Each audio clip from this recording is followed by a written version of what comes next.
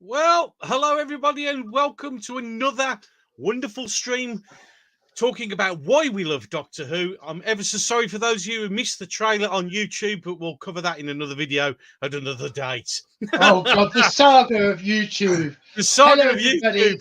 Yeah, well, here we are sharing even more love for Doctor Who. We've got Absolutely. we've got a good couple of hours coming up here where we're going to shower the program in so much love. It's just going to be a Doctor Who love Oh, party. it is. It's a love fest. Yes, It's a love yes, fest. that's a love fest. That's the one. Because A love tonight fest. we are going to be talking about the Peter Davison era. I, Indeed. I Indeed. I am looking forward to this so much. I'm looking forward to this. So I'm practically bursting with looking forward to it. I've been reviewing my tapes all week. Just reminding myself, and actually really reminding myself just how damn good so much of the Peter Davison era is. So Yep. this is all what we're looking forward to tonight. But before we do that, I've got something to tell people. Yes, indeed you have. Indeed you have. Fire I, away, I have sir. actually I have something really quite amazing to tell people, which is that it looks like I'm actually being offered an effective treatment for my cancer. Um, Yay. I'm, I'm still terminal. I'm sorry to Yep. say it's not going to fix that. But because of a whole battery of tests and everything else that I've had, it turns out that I'm actually, in a way, lucky. Hmm. Because my form of pancreas cancer turns out to be really quite a rare form of pancreas cancer. It's what we call a neuroendocrine cancer. And the reason that it's different is that these cancers can form in any organ that produces hormones and Right. enzymes. Mm-hmm. So the pancreas is an organ that can have an endocrine cancer, but it's not a pancreas cancer. Pancreas cancer, and the Right. reason they know that is Exhibit A. I'm not dead yet, Yep. and if I'd have had standard pancreas cancer, for the amount of time my symptoms went undiagnosed, I would certainly have died already. And they're offering me a series of injection treatments which will attack the cancer with hormones and which should slow it right down. Awesome. And therefore, my life expectancy, assuming all goes well and assuming that I respond to these treatments, has increased from around 3 months to around a year, is my current Right. life expectancy. Excellent news. And that changes everything, because I may yet get to see the 60th anniversary this year. Awesome. Awesome. And that is, that's really brightened my day. Oh, yes, it has. Oh, I bet it has. I Yeah, bet it has. of course, other cultural events this year, which I'd be happy not to miss. I was just telling Robbie before we started the stream, I'd really like to see Oppenheimer. Because Yes. the origins of the atomic bomb, that sounds a fascinating film to me, and it looks fantastically directed by Christopher Nolan. Yep. Guardians of Galaxy 3, I suppose that might be worth a tickle. Yeah. But Why the not? one that I really don't want to miss, which is also November this year, and also has become a possibility, is Dune Part 2. Yes, Because indeed. I am a massive Frank Herbert fan. Which Ah. I don't talk about in my Doctor Who circles so much, but give me a big worm any old day. So, I'm approaching this cautiously. I haven't even started these treatments yet. There are things that it may not pan out, and so I'm just approaching it, even trying to keep a balanced state of mind, not let myself get too excited that I get carried away, Yeah. because Yeah. dying is a process, and everyone's dying is different. Yes. So, but at least there is something on the table for me that wasn't there before, and Exactly. it's not the chemotherapy that I was so apprehensive about because I've already lost so much weight. you know. But if Yeah. it had been a year ago, I might have gone, well, give it some hard chemo, blast it. But I don't think that's a good idea now. No, So, no. you know, and it would appear that my instincts are kind of right, because neither do they. Yeah. But we'll have to see how it goes. But for now, I feel optimistic that I have a bit more time ahead of me, and that hopefully I can stay well enough that I can do something useful with that time. Excellent. You know, vis-a-vis writing something worthwhile. Excellent. Because if I was ever actually going to get down and do it, I better do it now, don't you think, Gobby? Yeah. I think, yeah. Now would be the perfect time. Now would be or the perfect at least time. now-ish, yeah. Yeah, Of now-ish, course, yeah. we've got comments in the chat regarding, because I mentioned Dune too. Of course, the Dune story, the Doctor Who story owes the most to Dune. Robots of Death. Oh yeah, of course. Yeah. Very Sand June, yeah. crawlers, Sand you know, crawlers. all the rest of that. I mean, they couldn't afford sandworms, or expect me to put them in, you know. Well, But, yeah, exactly. yeah, you know. But if you want a Dune sand harvester, look at a Robots of Death sand crawler. Well, yeah, and you're going to see exactly the much the same same thing thing. almost. Yeah. Yeah, Absolutely. and Absolutely. so, you know, I think Robots of Death owes a lot in its setting to Dune. It's a very similar planet to Arrakis. You know, Yeah. Caldor City keeps the sand out, you know. Yeah, exactly. The sandstorms blow a bit on that planet. Yes. Yeah, just a bit. Yeah. Anyway, we completely distracted ourselves. Of course we have. Robots of Death was so good. We loved Robots of Death. You can't beat Robots of Death. No, it's awesome. Having given everybody that awesome news, and I'll do some tweets about it later. I haven't said anything in public until now, because I've been getting my head around it a bit. I found out a couple of days ago. I told Gobby a couple of days ago. So I've been looking forward to telling people my good news at the start of the stream, and we'll see how it all goes. But I think it's time to go back to 1981, isn't it, Gobby? Right back to 1981. 81. Yes. Oh, God, that was a time. It was a time. Top of a Pops disco music there. Yeah, well, next time I'll make with a wibbly wobbly screen effect. Wibbly wobbly screen effect, yeah. But this is where we found ourselves. Yes. Having said goodbye to Tom Baker, and for most of the young Who fans entering an uncertain future because they hadn't actually seen a regeneration before. Exactly. Yep. And then, oh my God, what's going on? It's not even on Saturday now. No, they've moved it. What? It's after Terry Wogan twice a week. You know, and then we had to get used to that. And then, of course, we've got this new blonde guy as the Doctor. And is he any good? Well, so, yes. What do you remember? I'm assuming you watched it live, Gobby. What do you remember from part one of Castle Alpha? Well, the thing is, obviously, this was really my first proper regeneration. Because I jumped with Tom Baker. I had not watched any John Pertwee, so there was no attachment to him changing. But of course, when it changed from Tom to Peter, we'd had a long time with Tom, and it was a bit of years. Yep. Yes, 7 and years. it was a bit of a shock. Not sure how it was going to go. I'll be honest, hand on heart. There were lots of people saying it was going to end the show and that it wouldn't. Yeah. Oh God. Yeah. A lot of people. Nobody else would be able to carry on. You know, there were all sorts of opinions flying around. Oh God, yeah. But I'll be honest. I struggled with Peter Davidson when I was a kid. As I said to you, just off in the green room. Now I'm beginning to get the appreciation of his Doctor, but back then it was very strange. It was a bit odd because the schedule had changed, and now there was things that you were doing in life that got in the way. But as you said, a very different characterization. Yes, and very, very different, and a very different way the show was done. It was more back to basics. Yes, more about the science of things, which as a young kid, it's like season 18 was a reset. Yeah, but season 19 really did reset the reset. Oh God, yeah. You know, season 19 was a brand new take on the show, and it went even further in that direction than they'd done in season 18. Yeah. And you know, the show definitely changed. But of course, the other issue I had was because my mum and dad liked All Creatures Great and Small. Yes. Every time I saw him, I imagined him with his arm halfway up a cow's arse, Well, which it's was a a bit bit, off-putting. it's a bit of a joke, but there you go. But then that also Yeah. goes to prove how wrong it is to Yes, say an actor exactly. can't overcome typecasting.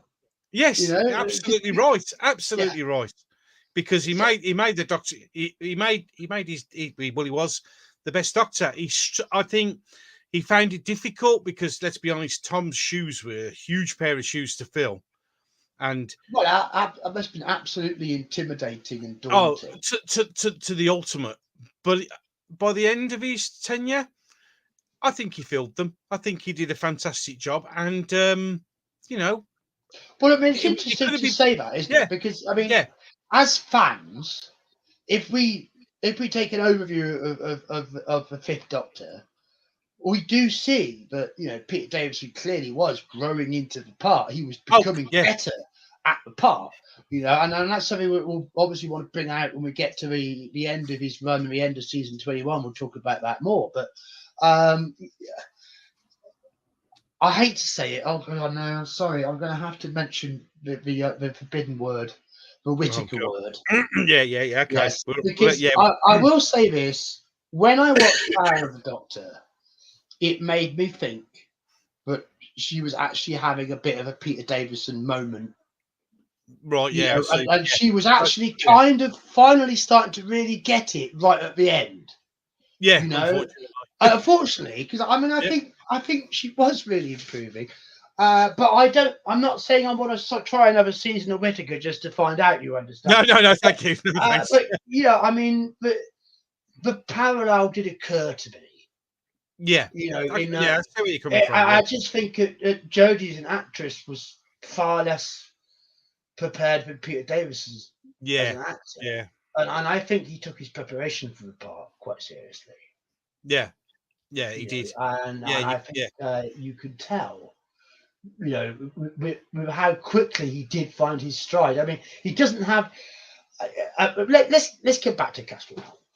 Yes. Let's go. Let's talk less in general, Yeah. But I mean, it was a charming story. Yeah. It had a really interesting sort of bottle setup for part one, with the event one and rushing to the start of the universe and everything's getting melty hot, and they managed to set Jetson part of a zero room at exactly the wrong moment. Of course. And then have to make a Doctor Who cupboard to put him in. Course. And all of that stuff. The Master's machinations, drawing them into a trap of Castrovalva, the MC Escher type fracturing of reality and dimension, as we realise that Castrovalva is this dimensional trap and finally escaping from it. Some quite effective scenes throughout, especially with the Master and Adric, but possibly not the most exciting entry. No, not the most dramatic start. No. So I mean, a bit vanilla. Yeah, it's a bit vanilla. Is that? I think that's reasonable, isn't it? Yeah. Even the Master's disguise was a bit vanilla. Yeah. It's a bit vanilla. Yeah. So I think it's a workman-like story. It gets us to know the Fifth Doctor a bit. It gets us used to the change in the costume and the mannerism, and everything else.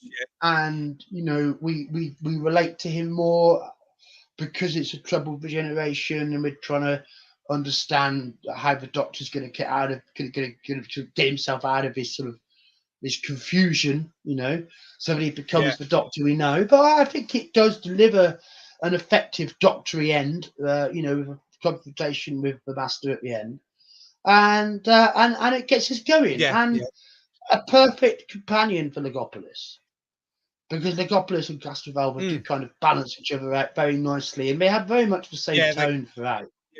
The music even carries on, very similar. Consider Legopolis, Castrovalva an 8-part introduction for the new Doctor, Adric, Nyssa, and Tegan, because that's what it really is. Fair enough. By that time, by the end of Warrior's Gate, it was Tom Baker, Romano, and K9. Now it's Peter Davison and Adric and Nyssa and Tegan. So the show has totally transformed. Completely changed. And yeah, Cinnamon Toast Crunch has just mentioned that Castrovalva was not the first story filmed. No, It was actually Fourth Doomsday, which is obviously the next story coming up. So that I believe it was the fourth, so that Peter Davidson had a chance to nail his characterization, which makes it interesting when we do look at Fourth Doomsday. Yes, it does. Really, which was his actual first performance. Right, there you go. And you can, I think, if you look at it, you can kind of see that. You can see that there's a certain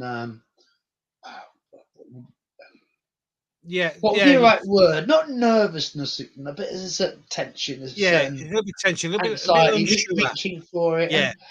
And the tone of the script for Doomsday is very unlike anything we'd seen before. It's a strange story, and it has quite a flat pace. But again, these fascinating ideas with these robots who've got the personalities of humans put in them, and all of that kind of stuff to it. But whether the actual plot was any good, well, maybe it wasn't really. I don't think it's not the best story of the season for me, for sure. But it did have its moments, and again, it built the character of the Fifth Doctor with a cricket ball moment to get himself out of the space fix near the end of it.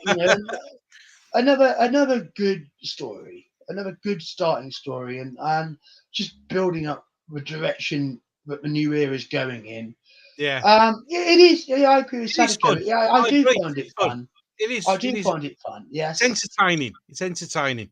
Must admit. Yes.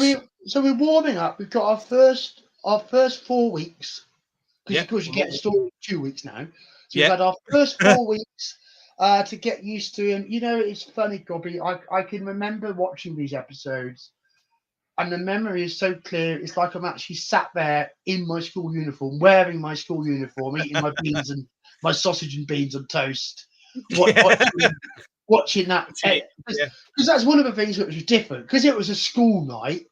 A lot of the time I was watching Doctor Who in school uniform. Yeah. I think many of us were. Yeah, many of us were. And that certainly wasn't something that happened before. Yeah. Well, wouldn't put the school uniform on a Saturday to watch Doctor Who. That's not going to happen. Well, that's weird. That's weird. That would be weird. It had to be one of those posh kids that actually goes to school on a Saturday, which some posh kids do. Weird. Well, posh kids do. Exactly. So, but we're getting the idea that this is something new, and then we get a very strange story. Kinder. It's kind of strange. Kind of strange. It's got the Kinder in it. Yeah. It's a bit weird. I mean, that's a good word, isn't it? I mean, that is a word, but even, hang on, checking my chronometer here, 42 years after the fact. 42 years. Wow. we still call Kinder weird. Yeah. And that's funny, isn't it? In a way, it is funny. But I rewatched it today, as a matter of fact. Oh, there you go. I mean, Kinder says a lot of things. I mean, firstly, the actual 1981, 82, isn't it? 1982. 1982, yeah. Doctor Who Readers Poll comprehensively voted Kinder the worst story of the year. I can see. And I want you to think about this. Doctor Who readers voted Kinder worse than Time Flight. Well, yeah, exactly. Well, it was written by a man. Cinnamon Toast is written by a Buddhist. The writer was kind of obsessed by Buddhism. Quite clearly. Inaccurate. But I don't actually consider Kinder to be essentially Buddhist. I mean, nicking a couple of concepts out of Buddhism doesn't actually make it Buddhist. No. Because it is an alien world and an alien people in an alien part of a galaxy where monsters of the mind can break through and devour your soul. So not exactly local. And I'm prepared for there to be, changes and things. A lot of things did get butchered in the edit. Yes, they did. Yeah. But I think Janet Fielding's performance when she was possessed by the Mara, would appear to have pushed the boundaries a bit too far in the temptation direction, Yeah, and had yeah. to hit the cutting room floor. Yeah, it was a bit on the nose. It Yes, was a bit on the it nose. was a bit on the nose. Yeah, It's come here, big. Harris. Yeah, Yeah. come play with the snake. Indeed. Um, but also Kinder had the most extraordinary performances. And I mean, Neris Hughes, oh my God. Yeah. I adored even at the time, I adored Neris Hughes, and I still adore her now. What a darling. And Yeah. to Well, think yeah. she could have become a Doctor Who companion if the fates had Could have twisted been. slightly Yeah. differently around the faceless ones. Exactly. So I mean, she's a woman who's done a lot, who gave a lot to the show in her career, and this is a fantastic performance. And then and the other two actors playing the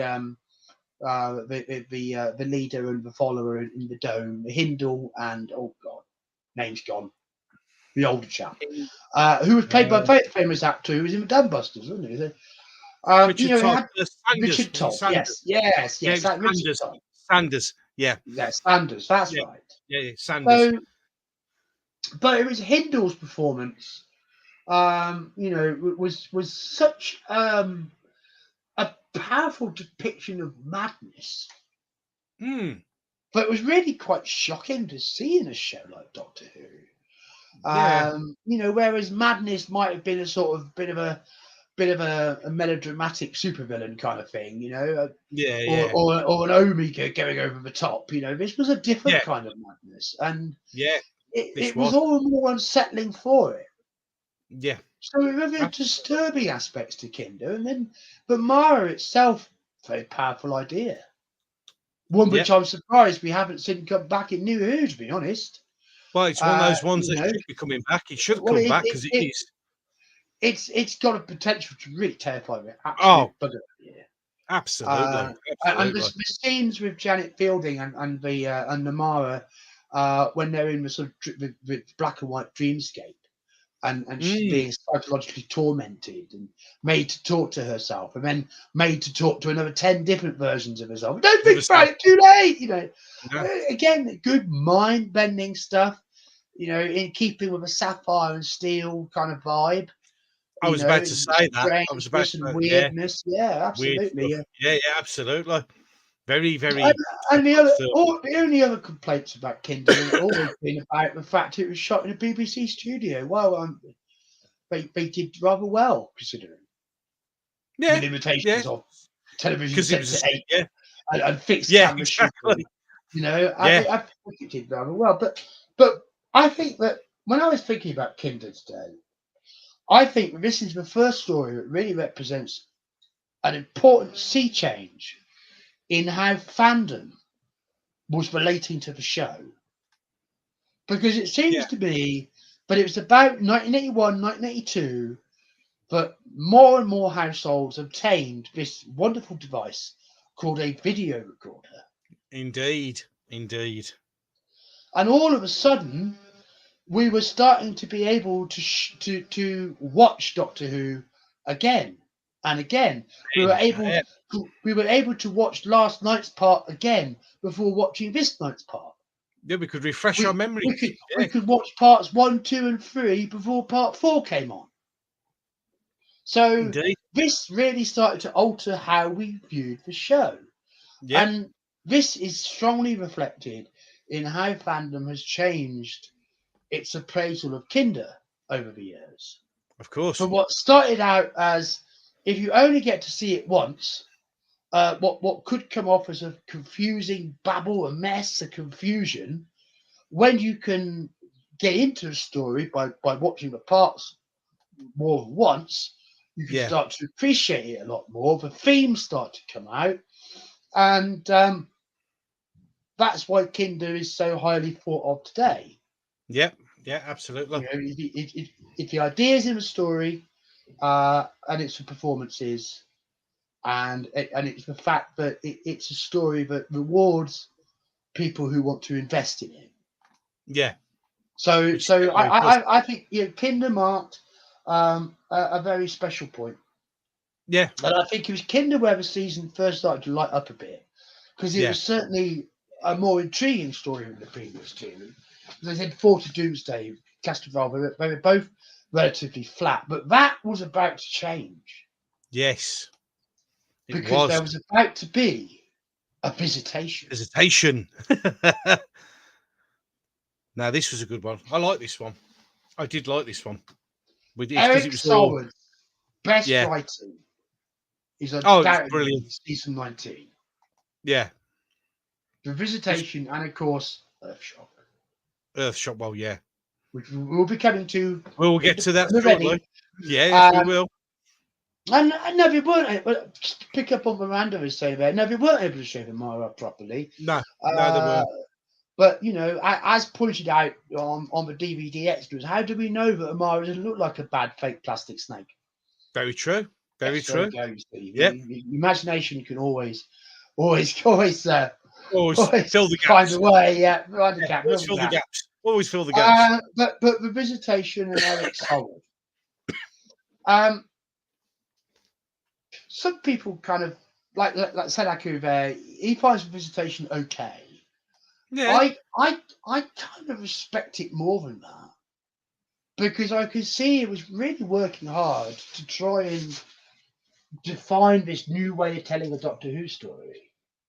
And in the Visitation, Adric is less annoying than usual.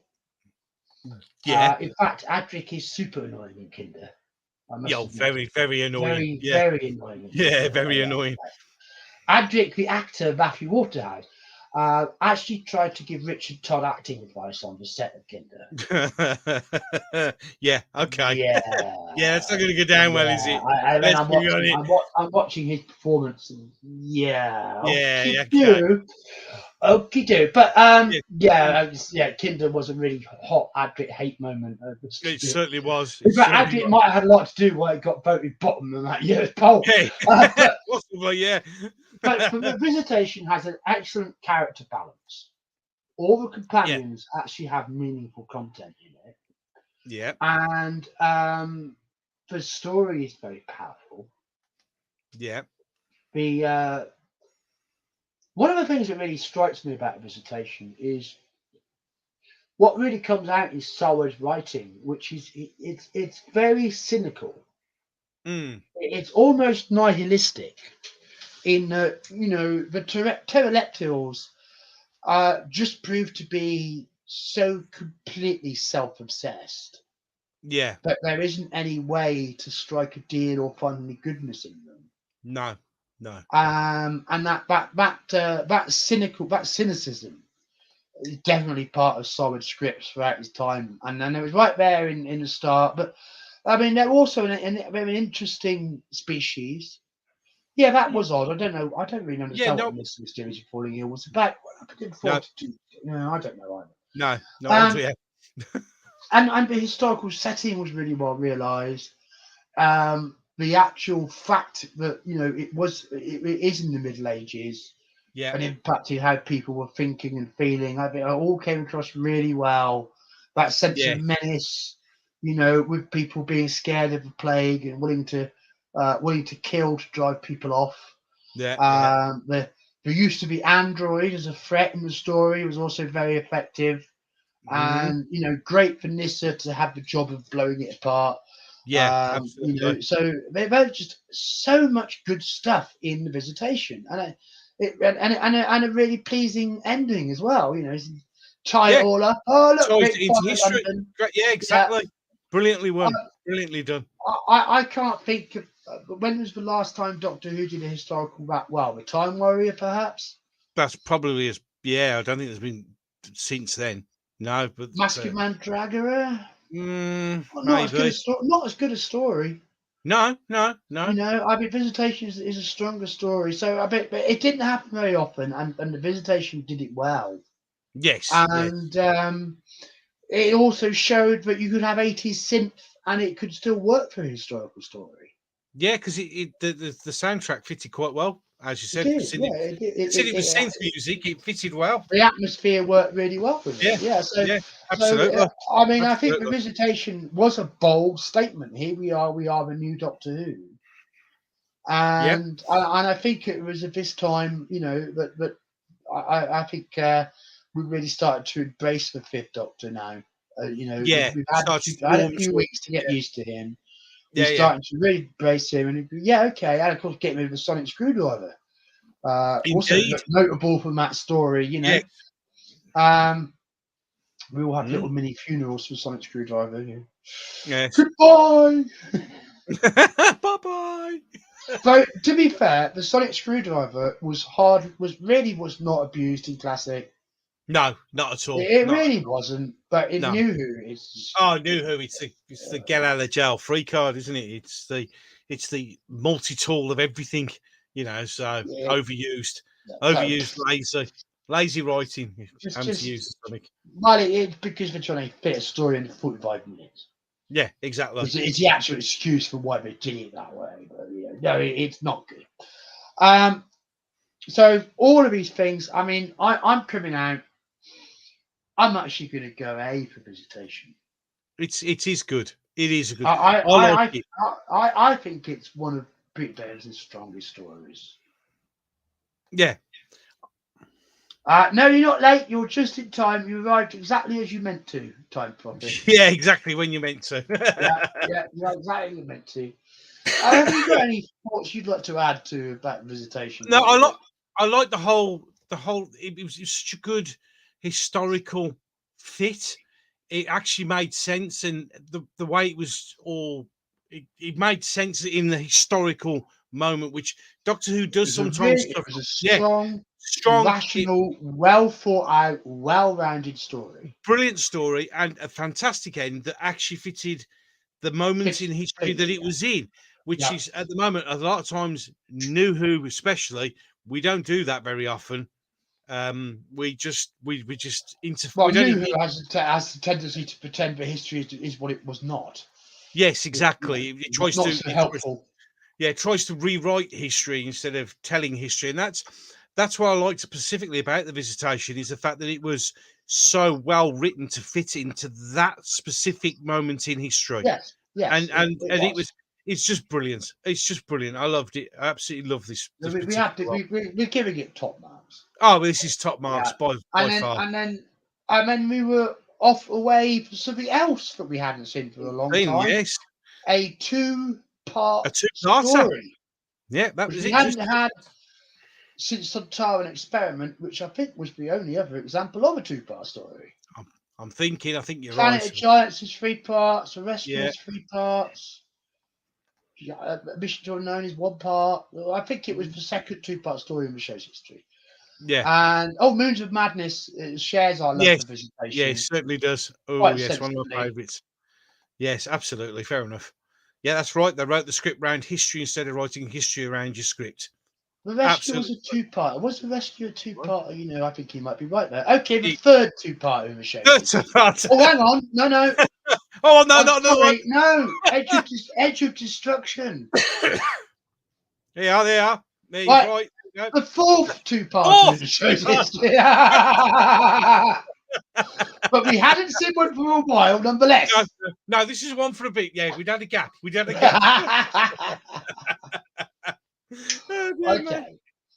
Also, the only science fiction aspects of Black Orchid is Doctor Who, the TARDIS, and his companions. Yeah, that's the only science fiction aspect. So this is a pure brackets historical. Yeah. Was the story any good? Yeah.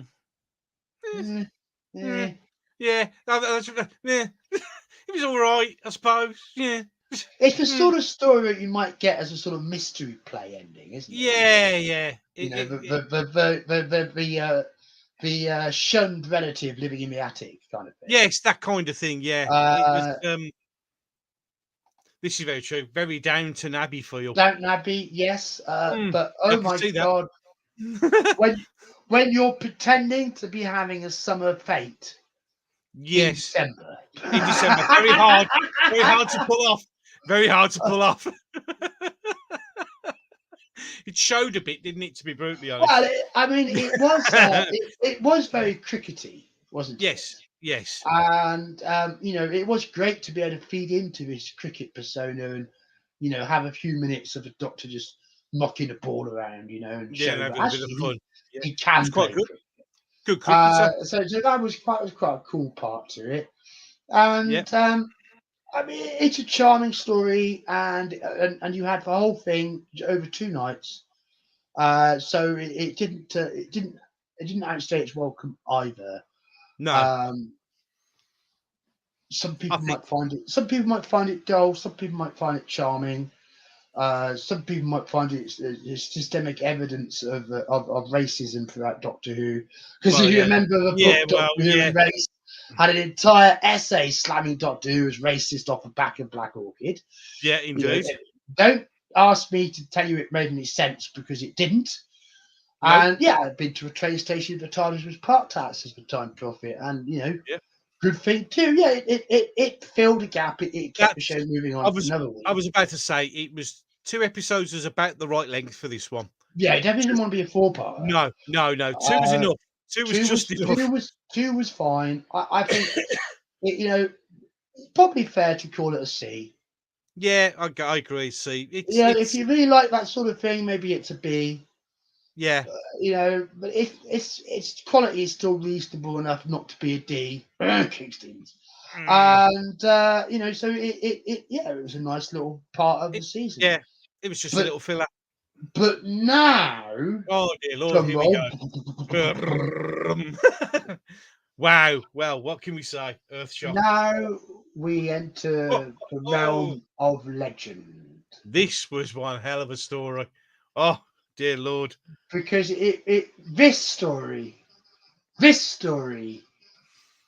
was a detonation in the world of Doctor Who.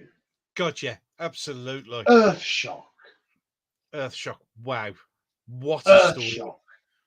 Now, I strongly remember the night that Earthshock Part 1 was transmitted. Because unfortunately, my father was on earlies that night. Oh, right. that day. Which meant he was home in the evening. Which left me trying to listen to Earthshock without winding him up so he had an epi. So I remember my father was getting more and more frustrated because he hated Doctor Who. And then at the end of it, the Sidemen came back and I went, woohoo! I couldn't help it. Yeah, I mean, I got told off. Let's put it that way. Because he wasn't a fan of Doctor Who, my father. But I do remember that night. I just remember the impact of it. No one knew. I want everyone to understand this. No one knew. No leaks, no spoilers, no nothing. No one knew. And then bang, slap in your face. Have that. After a very tense, excellent episode. Yeah. Because part 1, the tension is so well realised. It's a thing of beauty.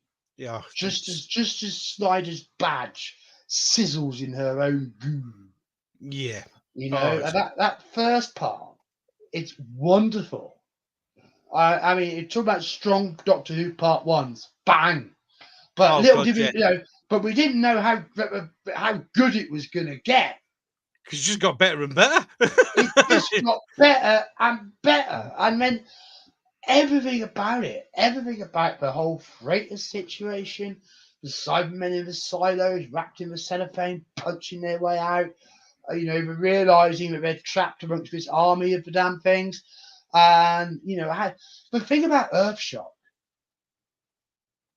that really strikes me when I think about it, there is not a single frame of that story where the Cybermen are not considered to be an extremely credible, dangerous threat. Oh yeah, they were lethal. They were lethal, and you knew they were dangerous. Absolutely lethal. But that is the power of the story. Exactly. Well written story. It's when New Who has undermined the classic monsters by using them as throwaways, decoration, and treating them like morons. Yeah, How are we surprised that the Cybermen don't have the power now on screen and in the audience's imagination that they had in Earthshock? exactly. Because there seems to be this thing in modern television where if you do something, you've got to immediately undermine it. Yeah, So if you evoke an emotion, you've got to immediately laugh at it. yeah, So at the same time, so that you don't actually feel the emotions, you don't actually feel the fear, you don't feel the tension. It's all airbrushed out in a way yeah. by counteracting that dramatic tension at every moment. That's part of why the Chibnall era failed so absolutely badly. But Earthshock showed you how to do Doctor Who monsters right. Well, it And I should be mean, the blueprint. It obviously, should we're be getting the a few blueprint. comments about this because if Earthshock can't elicit comments, Well, but I mean, we're talking about Belle Reed. I liked her oh, casting myself. yeah, brilliant. Yeah, fans had a go at the time. What they got her for, and but I think it was interesting. A Yeah, starship captain doesn't have to rely on bulk and muscles no, to get their no. job done and be effective. And I think it was quite nice to show a woman like Belle Reed in that part. Yeah, absolutely, Because absolutely. it was actually quite an emancipated piece of casting, and I found it perfectly effective in the part. Why not? Brilliant. Yeah, Sadako Absolutely says she brilliant. was great. I'd go with her. I think she Yeah, was great. she was absolutely brilliant. Absolutely fitted the role perfectly. Absolutely perfectly. But the tension is building in this story, and I ended part three. The armies of Cybermen are rampaging down the hall of a freighter, and the stakes just get higher and higher. And sure enough, the Cybermen find a way to put the squeeze on the Doctor, and they separate him from Adric, From Adric. who is left on the deck of the freighter, frantically Mm, trying to break the logic code so he could change the freighter's course and stop it smashing into planet Earth like a great big bomb. yep. And the tragedy of the story is, of course, that Adric was wasting his time, Yes. Completely. and that it was giving his life heroically, tragically misinformed for a Yeah. cause that did not matter. No. And that made the fact that he failed, and then the fact that he died, and the fact that the show had to then process that death, even more powerful because it Yes. was not a good death. No, it was not a good death at all. Not a good death. And to think that 42 years ago, Doctor Who was prepared to treat its audience with that much intelligence and respect. Yep. Something that's sadly missing now, unfortunately. And that speaks to the entire approach for Earthshock. Yeah, It was absolutely. Doctor Who as science fiction for intelligent teenagers, Yep. which I think pitching the show around about 12 to 14 age group is where it should be. So Yeah. that the story should have enough complexity that they satisfy an adult viewer as well as a younger viewer. Yeah. And I have and I have to agree with this. The silent closing credits are so powerful. well, it was shocking because we're like, what So, happened? so What? powerful. I mean, talk about what? The entire audience was Yeah. going, what? It And then they was go, they really mean it.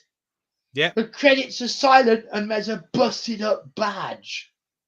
Yep. So yeah, I mean, the show didn't shy away from sucker punching you in the guts right at the end of part four, But it and shows it you was that all it the better for it. I mean it shows that the awareness that a lot of good films and shows do that when you have that shocking moment that silence is more powerful than anything else because Well, you just sit when and you there's just sit nothing there else you can say nothing.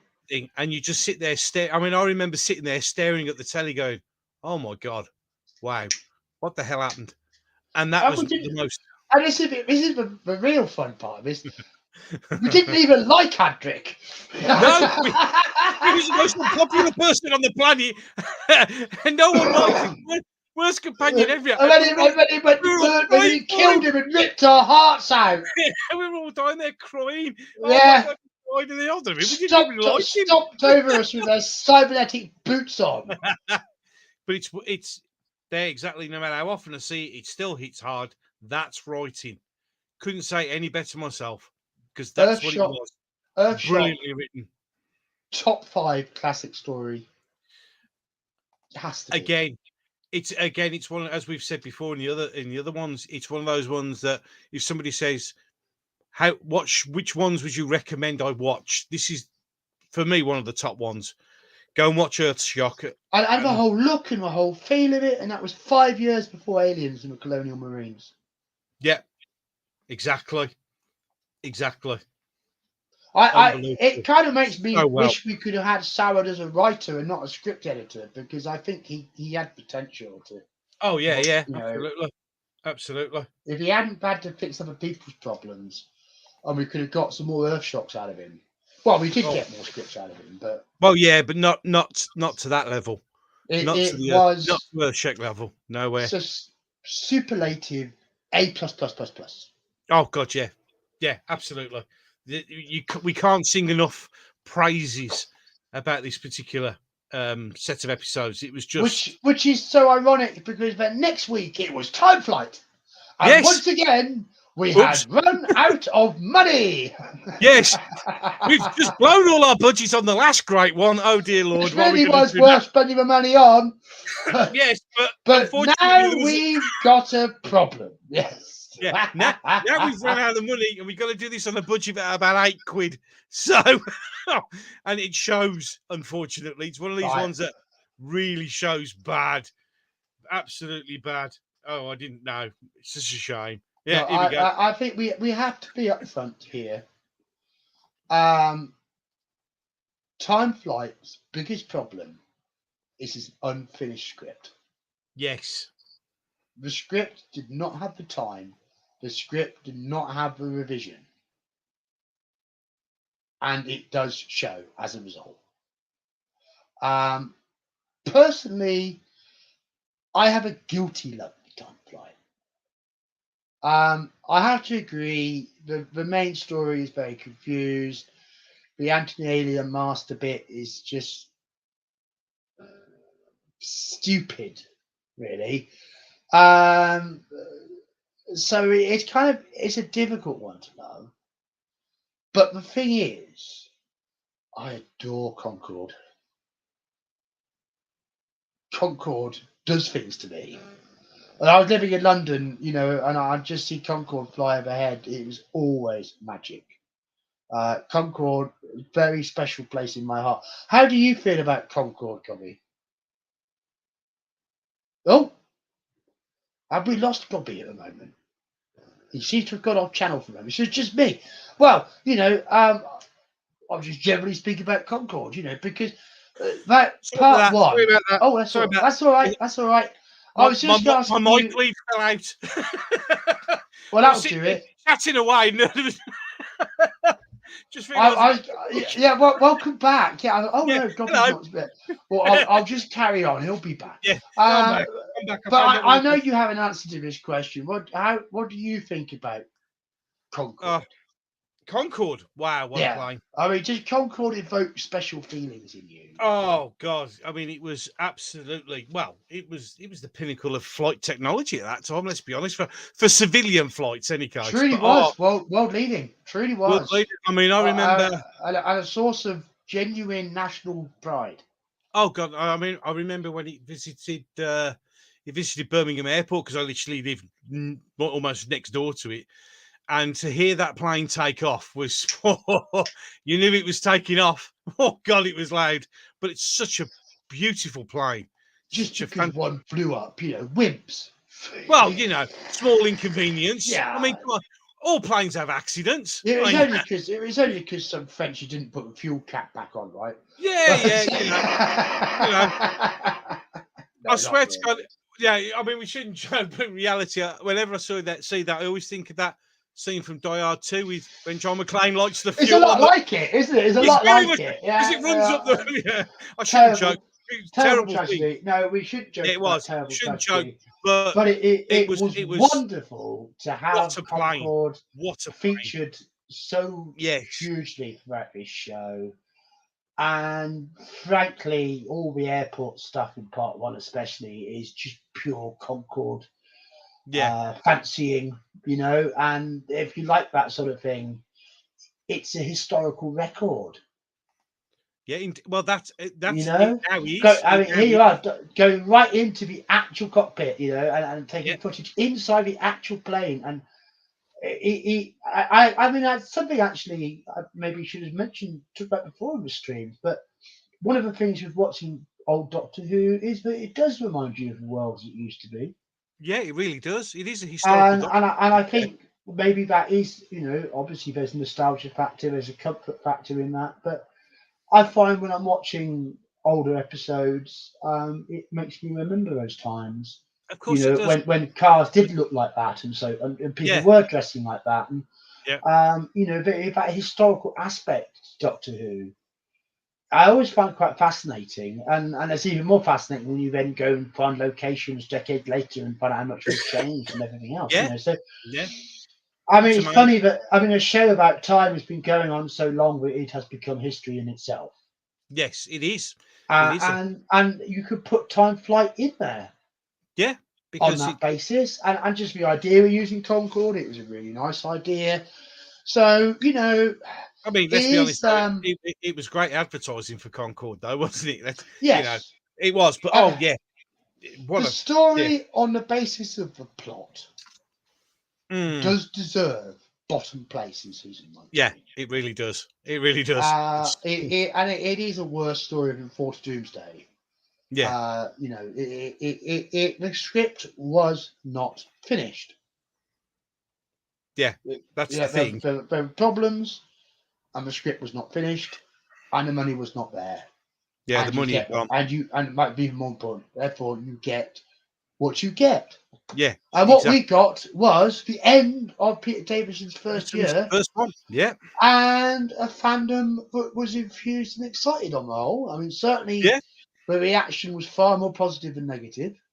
yeah. Absolutely, I don't absolutely. remember letters to Doctor Who magazine saying about how it was all ruined now and no one's ever going to watch ever again. Yeah, You that's know, true. I don't think there was that sort of reaction. Yeah. I think we had to recognise that, you know, 7 years, we couldn't exactly expect Tom Baker to stay on much longer. No, no. I think it You was. know, I Yeah, mean, I think a little bit of common sense would tell anybody that change did have to happen, and yeah. we were behind the change. We wanted the show to succeed, Of course we did. and it was succeeding. Yeah, it was. It Yeah, was succeeding, absolutely. Yeah, and it exceeded so much that we actually entered the 20th anniversary year in indeed we did. 1983 with season 20. Season 20. And, you know, 20 years of Doctor Who, this was a big deal. Huge deal. Huge deal. This was a big deal. And of course, every story in season 20 was going to relate to the show's past Of course it in was. one way or another to reflect that. Yeah. Um, so we start off with a story which I think is unfairly maligned, actually, which is Arc of Infinity. Arc of Infinity. Uh, Mm. what what do you remember about this one? Start of season 20, new series Start of of season Doctor 20. Who. Yeah. Do you remember Um, watching it go out? I vaguely remember it. I do remember it Mm. was something to do with stealing biodata code and creating another Time Lord and things like that. Well, Omega Yeah, needed the Doctor's information. of Oh, course he did. sorry, plot spoiler. Oh, Oh no! sorry, well, that Oh shit. yeah, the big returning villain was Omega.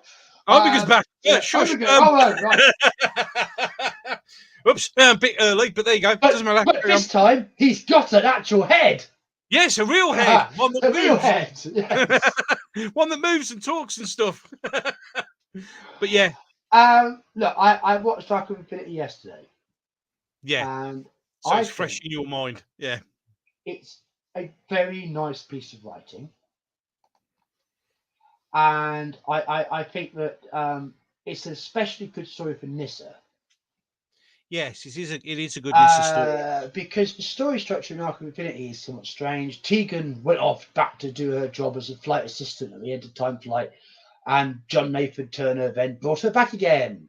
Yes, of course. So for Arc of Infinity, Tegan actually has her own plot, but doesn't meet up with the Doctor until part 4.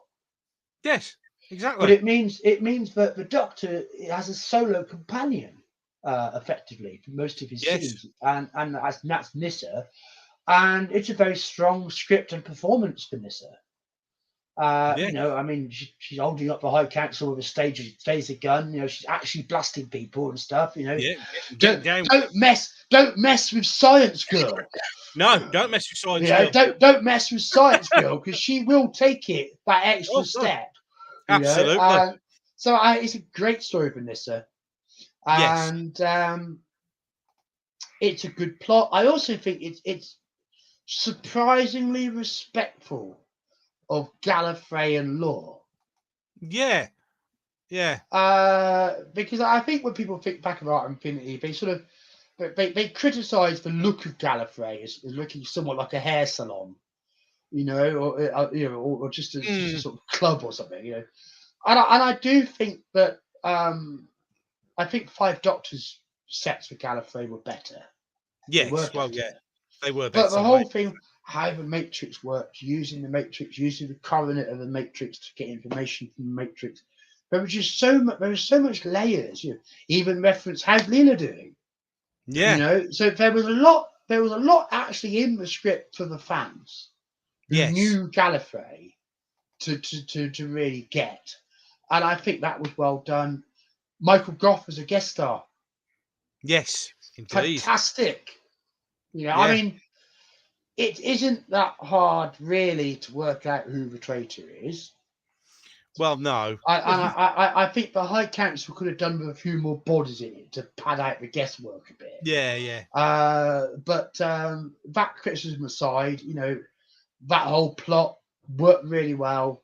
You know, a Time Lord, you know, who's just so full of hero worship for Omega that he has his reason overturned, and he goes so far to help him and setting up the Doctor and setting up the President, Yes. Bruce, Yeah. you know.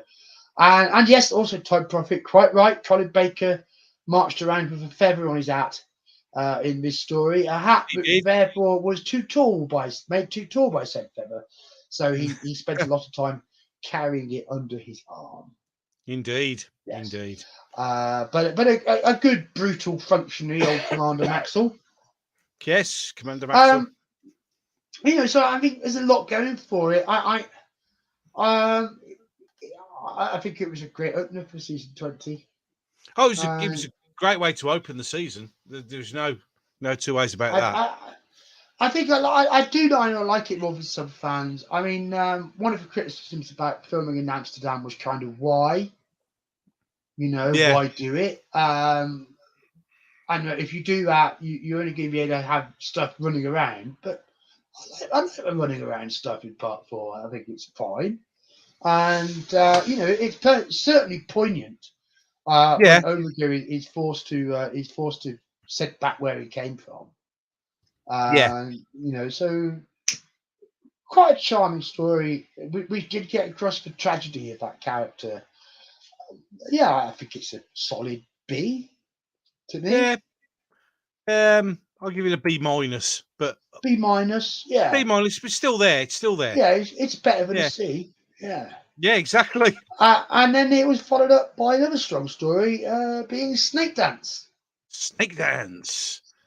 So we've seen Namara once, and that was good. So let's do it again. Yeah, let's bring better. him back again. Yes. Despite Namara. everything I said about Kinder 20 minutes or so ago, Yeah. Snake Dance is a better story. It is. It is a better story. And it's wonderfully well realised, with the menace of Amara coming through, Janet Fielding being given actual much more opportunity to take it much further than she was allowed to in Kinder, actually. Yes. And Martin Clunes having a great guest turn. Great guest turn, yeah. In an outfit so silly, he still gets mocked about it to this day, but he believed in the part and pulled it off. And yeah, the whole concept of Amara being brought back to the minds of the dreamers and all of that, it was very, very satisfying and suitably ooky and spooky. Ooky and spooky indeed. The sort of stings which were being used throughout the score, I can't really I don't know if I could make the sound, but it was like a ew sort of sound. Oh yeah. But it cut right to your spine. Yes. That sort of metallic kind of snake crunch. Snakes aren't metallic, but for some reason it was a metallic sound that of course it was snakiness, So I mean, I just got a lot of love with it. I think I think Snake Dance is just a great story that actually stands on its own really well, and it's just a great example of TV from the time. Yeah, I mean, I agree with Saliko's thing. It does make it.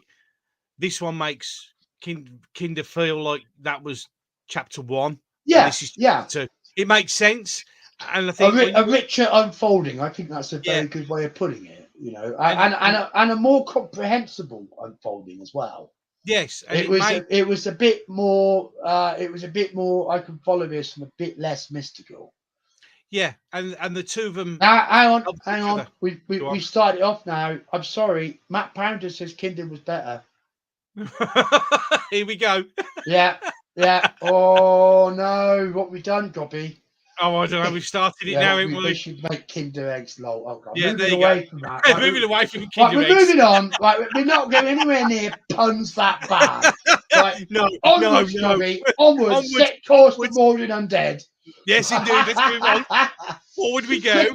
Quickly. We're in with the next one. Right now, an alien stranded as a human. For some reason, in his infinite wisdom, John Nathan Turner decided that what season 20 really needed at this moment, right now, immediately, was another companion. Yes, because that's exactly what we needed. Yeah, and not only that, but one hell-bent on murdering the Doctor. Kill them all. Yeah, well done. Yeah. What the hell? Well, this is brave and a bold new direction here, JND. Well, yeah, but come on. End of his first episode, he's trying to brain the Doctor with a large rock. But, yes. You get this nothing suspicious about the new guy at all. You get this distinct impression he really didn't like this Doctor. It seems off him every chance he had. It says a lot for Mark Strickson as an actor, but his character could start from a place like that and still become popular with fans. Mad. Absolutely mental. Unbelievable. Because, I mean, that's definitely what you call starting on the back foot. Yeah, just a bit. They're trying to kill the main character. So we've got Turlo, who is just a wonderfully sneaky, underhanded, devious, but very intelligent person. Yeah. Guaranteed to run away at the best moment for his safety. Perfect. Yeah, perfect time to run away. And wants to walk around in an English public schoolboy uniform all the time. Well, there you go. Everywhere he goes. There's a problem, isn't it? There's a problem. A little bit strange. A little bit odd. We didn't question it at the time, probably because we were all sat there watching it in school uniform. School uniform, so relate to the guy, The actual story of Mordred Undead is complex. It involves multiple time streams. Yeah. 2 versions of the Brigadier. Mm-hmm. And and again the power of a mystery of regeneration. Indeed. So there's a lot of intriguing stuff going on in it.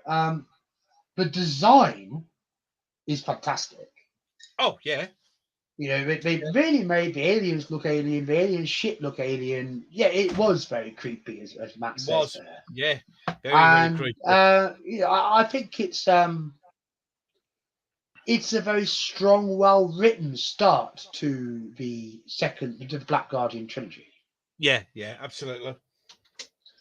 And overall, I give it a kind of solid B. There's just a lot to like about it, and Yeah, it's there's really satisfying. And I found the enhanced version on the DVD really lifted it a lot. It really lifted it a lot more. All of the season 20 Black Guardian DVDs have got CGI replacements.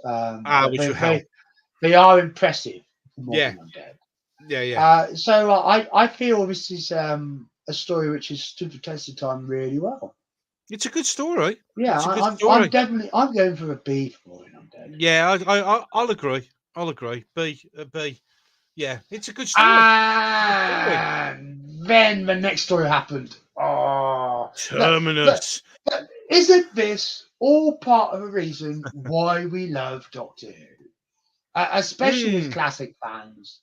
You get an Earth shot one week, you get Time Flight the next. Next, yes, you Yeah, never know what's going to happen. You never know what's going to happen. the trick is to keep turning up until Yes, you get and an Earth hoping shock until you again. get a good one. And Yeah. I hope the gap between is not too large. Exactly.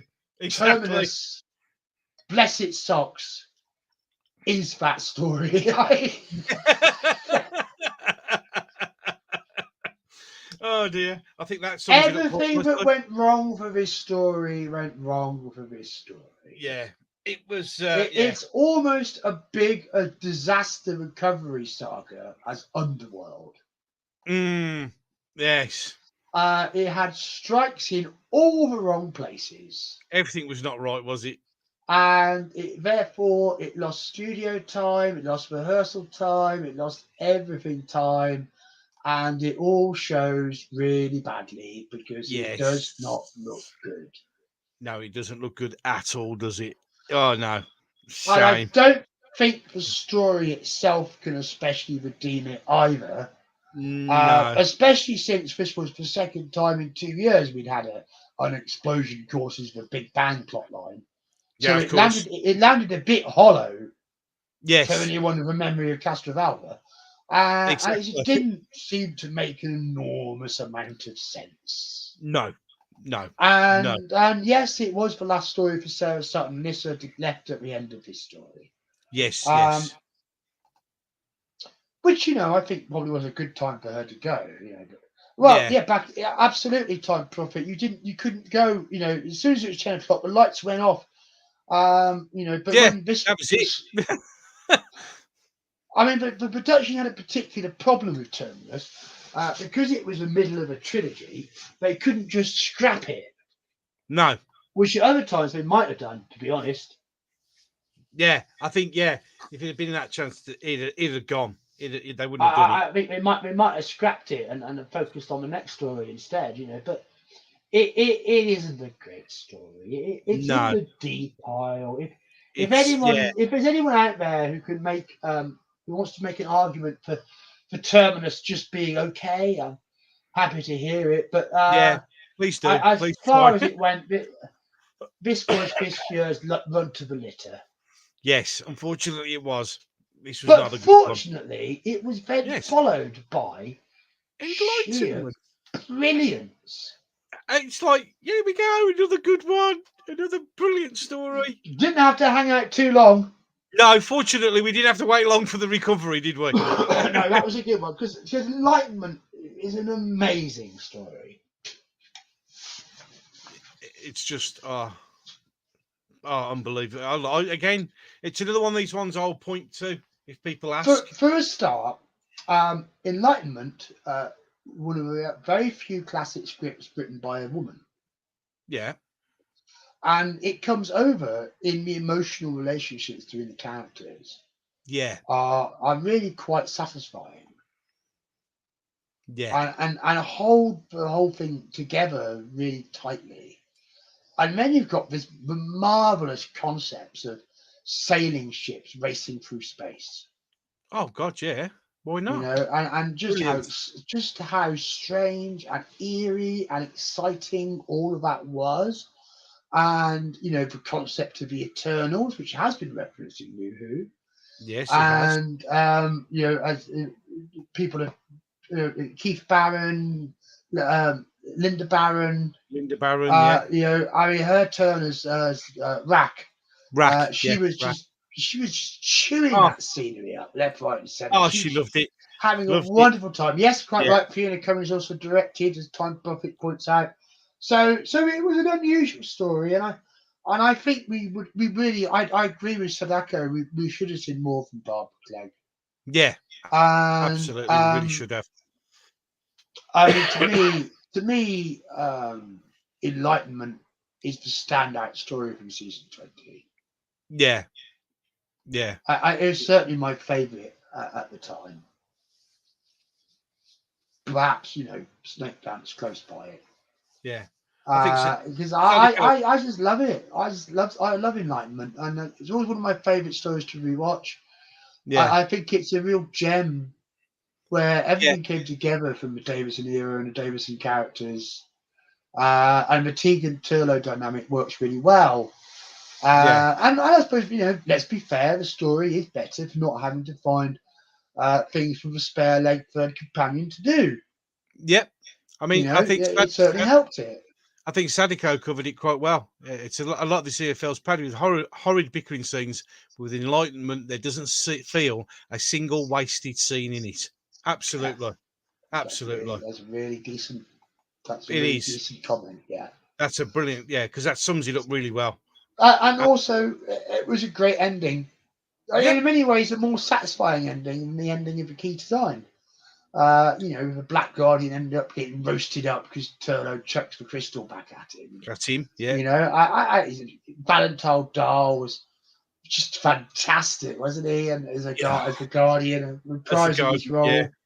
And you know, he was a unique actor, with a truly unique voice. Oh yeah. And he added so much to the season that he was back in it. Yeah, yeah, absolutely. Absolutely. And then we got a cheeky little two-parter just to polish up. Just throw in the old King's Demon. Let's go for a King's Demon. Let's go for King's Demon. 6 and 4 bit. But this time it wasn't a pure historical. No. Because it turns out that yes, this is all a machination of the Master. The Master. Yeah. Who decided, but for the next step in the takeover of the universe, he was going to take King John I and replace him with a robot. Absolutely. The evil, the sheer horror, the cosmic ambition. He's Chameleon, wasn't it? The old robot. It's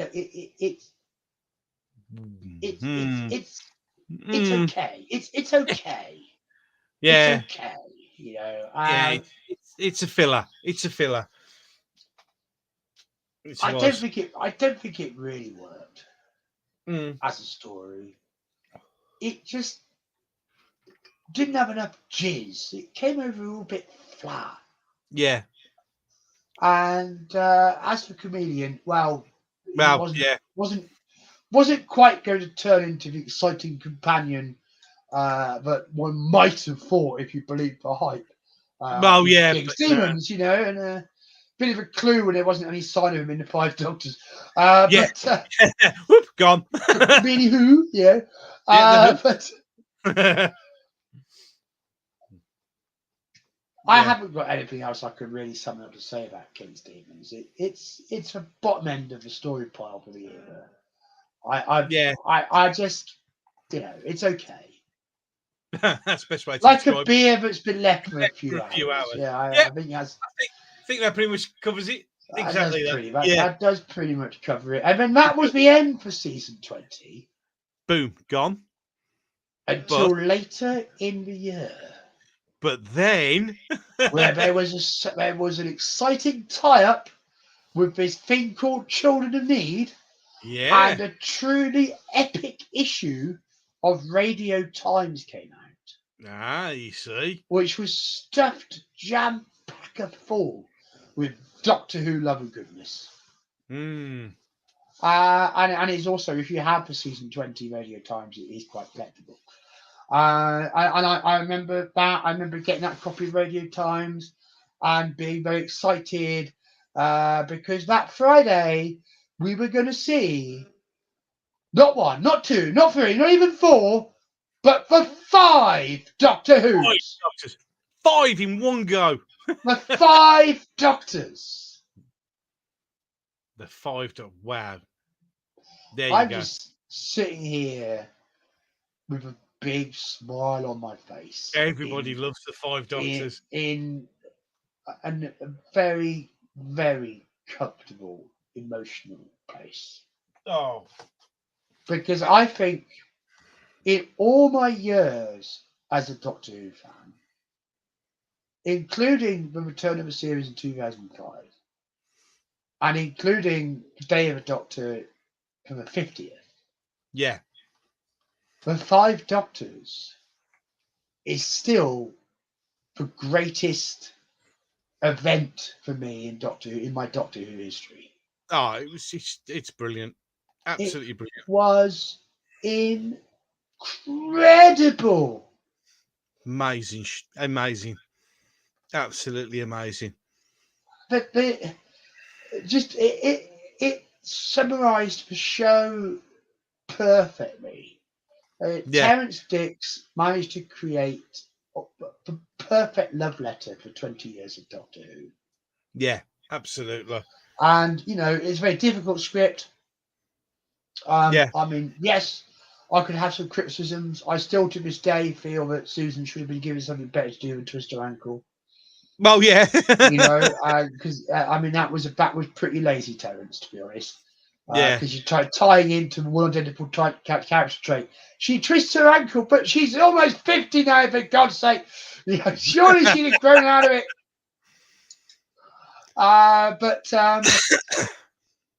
minor gripes like that aside, issues with Tom Baker not wanting to do it aside, There we go. and so having to adapt to some of those issues, just to bring in all of the Doctors in some form, and the Master, and the Daleks, and the Cybermen, and the everything.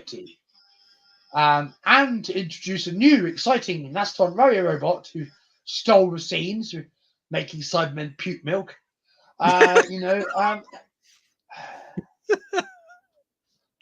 Puke milk, love it. with a great moral twist to the ending. Mm. If you want power, go on and have it. You want immortality, you might regret that, mate. Yeah. Might not be agreeable to that one. This is the game of Rassilon. Yes, the game of Rassilon. Oh dear me. And and also, let's not forget opening scene. Get ready to get blown away, everybody. New TARDIS console. Yay! I haven't watched that shot earlier today. I have to say that shot is fantastic. The shot of the new TARDIS console with the Doctor just flipping away at it as he goes round it with his orange duster. That was amazing. Yeah. I remember as a fan, oh my God, it's a new TARDIS console. Right, new one. Woo! Yay! We got a new console. Yeah. Well, what only one Dalek? Yes, but it was the first time of featuring the exploded Dalek death effect. Well, yes. With little whippy tentacles and the goo, So yes, I must admit, I prefer the original Monolith from the Time Scoop. Yeah. I think it was more dramatic, more serious, and the whippy ice cream doesn't make any sense to me. No, it makes none. Not a good replacement special effect. No, it really isn't. We've got perfectly good spinny obelisks. Exactly. When you're ahead. Yes, exactly. But I mean, what else can we say really stands out about this story? I mean, the chessboard scene. Oh. Come on, Doctor! It's as easy as pie. It's just pie, old Jack. Unbelievable. I mean, this the thing is, it's one of those ones you've got so many quotes that you can just pop out of it. I mean, it is extremely quotable, isn't it? Yeah. What was the one? I'm being diminished, whittled away piece by piece. Yes. A man, some of his memories, a Time Lord, even more so. What? Oh, great. yeah. You know what I mean? Yeah. I had that. I had that on a mug. Oh, yeah, it's brilliant. I That is. definitely had that on a mug. Yeah, I had Yeah. that on a Doctor Who mug. Oh, it's just what a speak, what a line. Yeah, Absolutely. I just such a wonderful sense of humour, nice bit of Yeah. sarcasm. Yeah. See, it's so quotable. It's one of those. It's so quotable, it's so watchable, and it's just an adored part of Doctor Who fandom. And Yeah, for I'm any gonna watch it. classic for any classic fan, it's an enormous payoff of Yeah, all of their love and dedication for the show. And it was made with love, and it just oozes out of it. It's a love letter to Doctor Who. It's a Doctor Who brilliant. pantomime, Oh, it's awesome. and it's magical, It and is. it is better than Day of the Doctor. In fact, I've got it out. I'm gonna watch it again tonight after we finish this. There we go. There we Yeah, go. That's how it's gonna be determined we done. are, Yeah, and that was so special because we had a Doctor Who special. we did a proper special. We didn't get specials.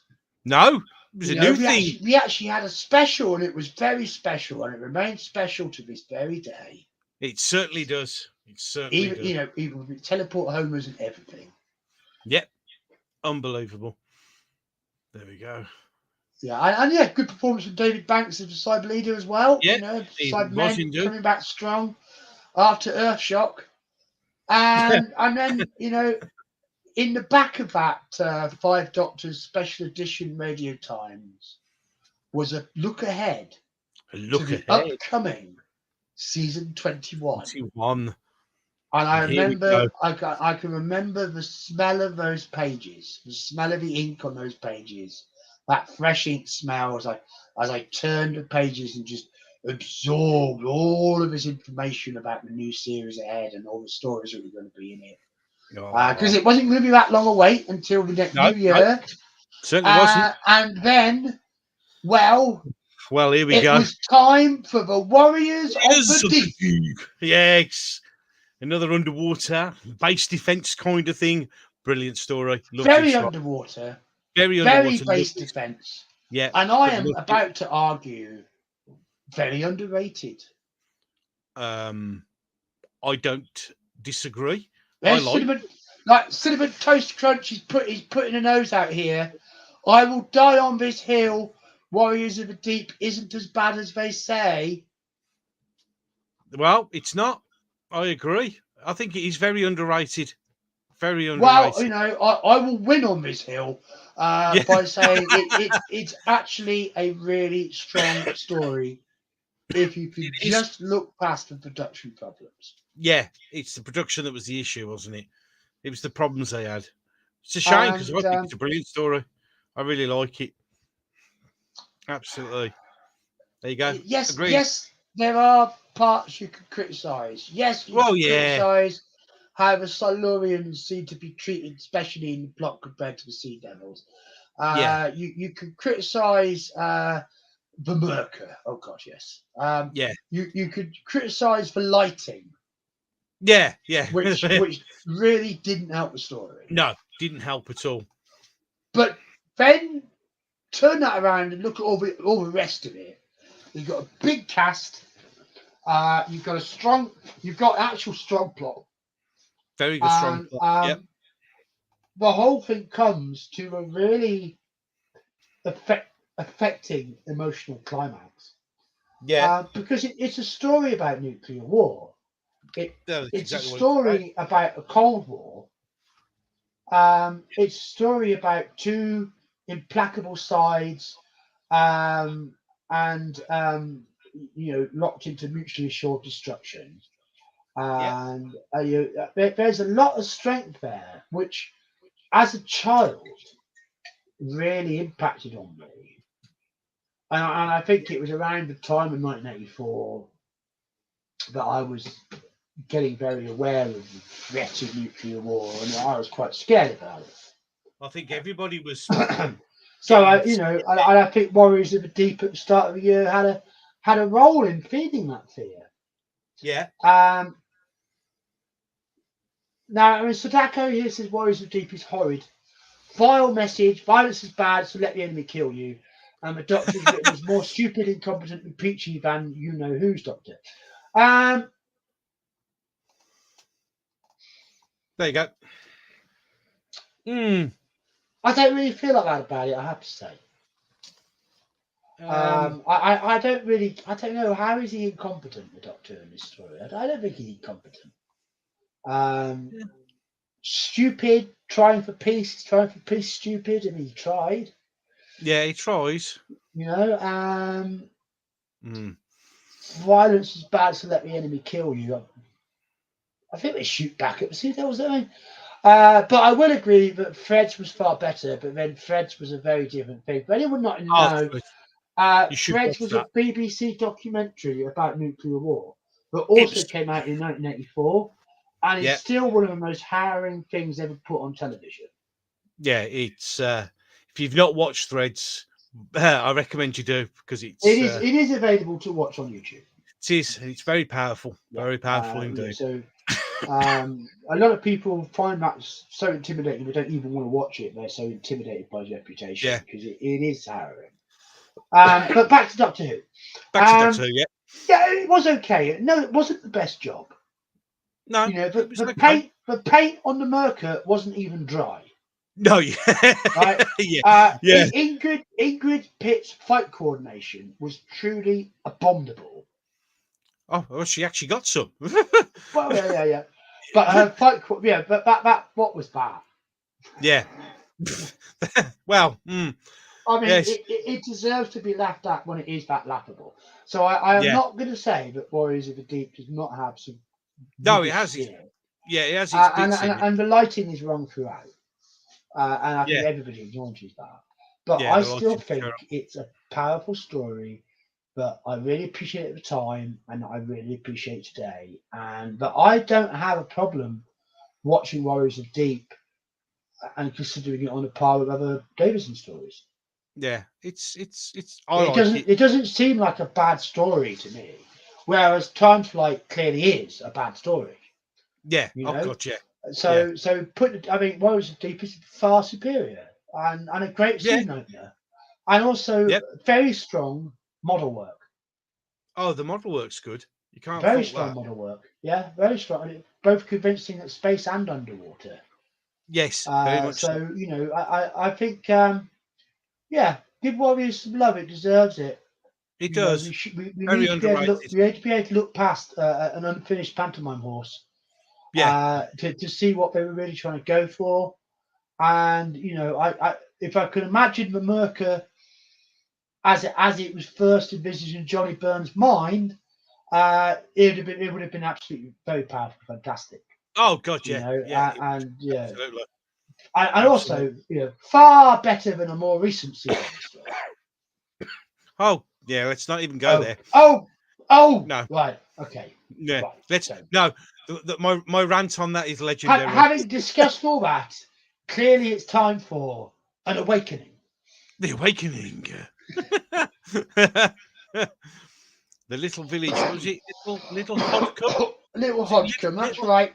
Little Hodgcombe. That's it. The little one something evil behind the wall of the church. Yeah, Malice. Was it Malice? Malice. Malice. Yes. The Malice. Yes. Yeah, Malice. Yes. I quite intrigued by the awakening on transmission.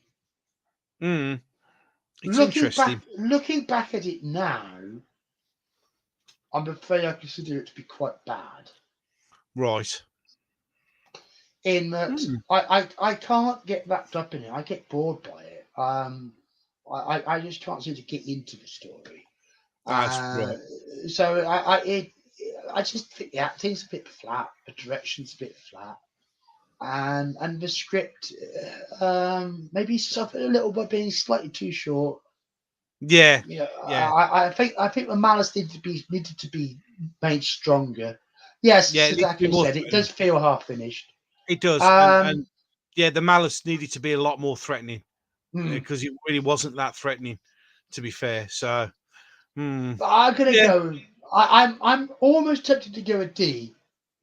Right. But I think I'll go for a C. Yeah, I see. But I'd say it just wasn't much of a much. No, and it's quite forgettable. And if you never watch it, you're not losing don't. anything. You're not going to miss it. Nah, you're not. You're not I going to miss can't I it. can't think of anything that makes me think, oh my god, that's so fantastic in that story. You have to watch it. Yeah, So it was okay. It's okay. But then it got more interesting because then it was into the far future. The far, far frontiers. future. Far, far, far, far, far Frontiers. future. Far from far, far, far, far, far, far Yes. future. So far, it was far, far. Yes. No. Everything about Oh, yeah, it's a good Frontiers story. screams 1980s to me. It's Oh, kind it's of a very 80s thing, the isn't it? attitude, Yeah. the boots, the hairstyle is obviously a hairstyle. It just it feels like very much a 1980s story, A and nice, it's yeah. an intriguing one with a genuinely novel premise, and the tractators as a species, I think Interesting. were quite interesting. They were interesting. Individually not dangerous, but when they have a leader one amongst them, they firm up like tyranids. I mean, Yeah. I think there's a lot that you could say about a lot of potential in the tractators and the hollowing out planets to fly around time and space thing, Hmm. and it's an intriguing mystery, and it's well shot and produced, and I just rather like the story. It's fun. It's a good, fun Yeah. story. It's enjoyable. Well, It's good. as Good entertainment. Time Prophet Good. says, it does have the twist of the TARDIS appearing to get destroyed at the start of the Yeah. story. Well, Hmm. mind wobbling the TARDIS is just apparently destroyed, isn't it? And it's the same thing; it needs to be pulled back together by psychic power. Of course. Yes, it was very stage bound, but Budgets. I don't think that hurt it particularly. In that, where in England could you find a live action exterior location that would have been more alien planet than what we came up with? Fair comment. It's a fair point. It's a fair point. So I don't think it hurt it by being a studio story. It was suited to being a studio story. And Yeah. I also think it's a story that benefited enormously by novelization. Because it was Hmm. about this time in the 80s where writers started to expand on what they'd written in their script when they Yeah. adapted their story, rather than just strictly stick to what was there. They kind of put some expanded stuff in. So, stuff about Yeah. the machine and Captain Revere and just generally helping to make it all make a bit more sense. And I Yeah. love the ending with pulling the TARDIS back together and Yeah. tricking Gravis to pull it off. And I mean, I found the whole thing very satisfying. Yeah. I It's a like good I like story. Frontiers. Yeah. I Good think it's a story. B.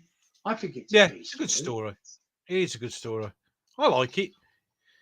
I like it a lot. But Yes. So it, we're it would happy. be We're nice. happy with Frontiers. We reckon Yeah. it's a good. Yeah. We can let that go, and then we get to the next one. Well, now Oh. this is where it gets interesting, Mm. because we are straight from the far future. I mean, pulled down a time corridor to face the resurrection of the The Daleks Daleks. in Yes. the Dockland Wharfs of London. Well, of course. Logical place. Logical place to invade. Now, I've been trying to remember because there was some kind of sporting occurrence on at the time, a World Cup or a Euro Cup or something. um, 84. Yeah. Yeah. So Yeah. was it World Yeah. Cup? It might have been a World Cup, Yeah. wasn't It's it? a World Cup. World Cup World Cup. 1984. Yeah. Yeah. 84 World Cup. And although Resurrection of the Daleks was written as a four-parter and made as a four-parter, it was shown as two-parters, Yeah. Two-parters. which gave it a certain amount of event drama because it Yes. felt more special Yeah. because you were getting a bigger chunk of the story in one go. Yes, indeed. And Resurrection of the Daleks is, of course, another Eric Saber script. Yep.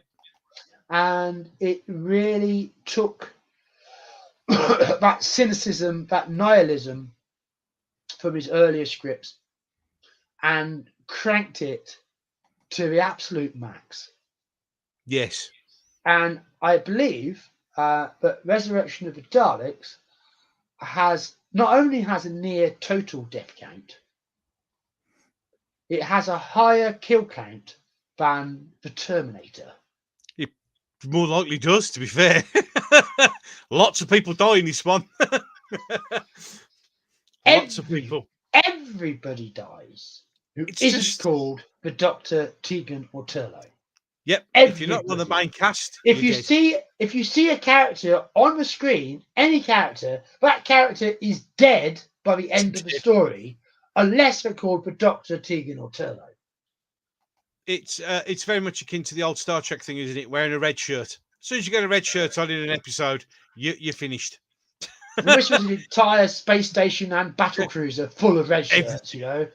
Full of red shirts. Everybody dies. died. Everybody dies. Everybody dies. Apart from Davros might actually have a sneaky escape pod somewhere nearby. Maybe. I thought this story was fascinating for showing the self-destructive paranoia of the Daleks. Yes, indeed. And, you know, they start off determined that Davros must stay alive, and they end up determined to kill him. Yeah, of course. So, consistent. Consistent. Oh, yeah, consistent with the Daleks. Not at all self-destructively psychotic. No, not one time. Not at all. No. I think the Daleks, in terms of showing that they're really messed up in the head, are really effective in this story. They are. But it's no surprise they lost the war. Exactly. Well, yeah.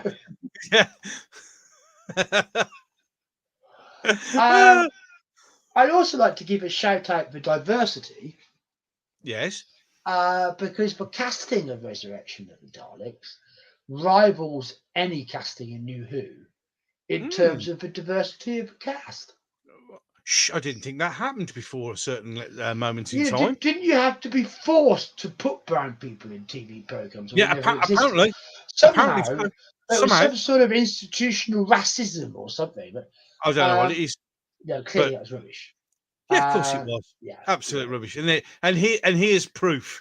Here's 100% proof of that everything's being said now is just rubbish, because this was a very, very, very diverse cast. I mean, admittedly, most of them died, but you know. No. There was no prejudice. Everybody died. Everybody died, didn't they? There was no bias, no favouritism. No. Everybody died. Yeah. And look, Sadako is clearly right. Death should be used properly as a dramatic tool. Resurrection abuses it far too much. Just a bit. If every Doctor Who story was a total kill count, the show would have died off a long time ago. Yeah, absolutely.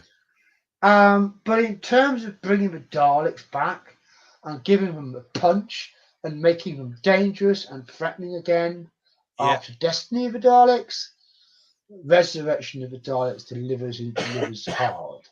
Oh yeah, absolutely. It is a difficult story to like. I mean, I can see that some people might just have no time for it whatsoever. You know, but it certainly was an amazing response by fandom, who just blew their nuts over Resurrection of the Daleks. Absolutely. It was everything they'd ever wanted in a Dalek story, and it just absolutely sailed the season charts. Gotcha. You know, nothing else was even close to the sides. No. And it's a good story. Yeah, it really is. It brings Davros back. It brings the Daleks back. It's got a lot in there. But I do agree with Sadako that it has issues, and the cynicism of the script would not have been sustainable from a series as a whole. But going there now and again, it's a piece of Doctor Who history, and it shows how far you can take it if you're willing to. Yeah. So and the whole 250-minute things, I mean, it worked really well. It had a huge impact at the time. It was a big success. Yeah, absolutely.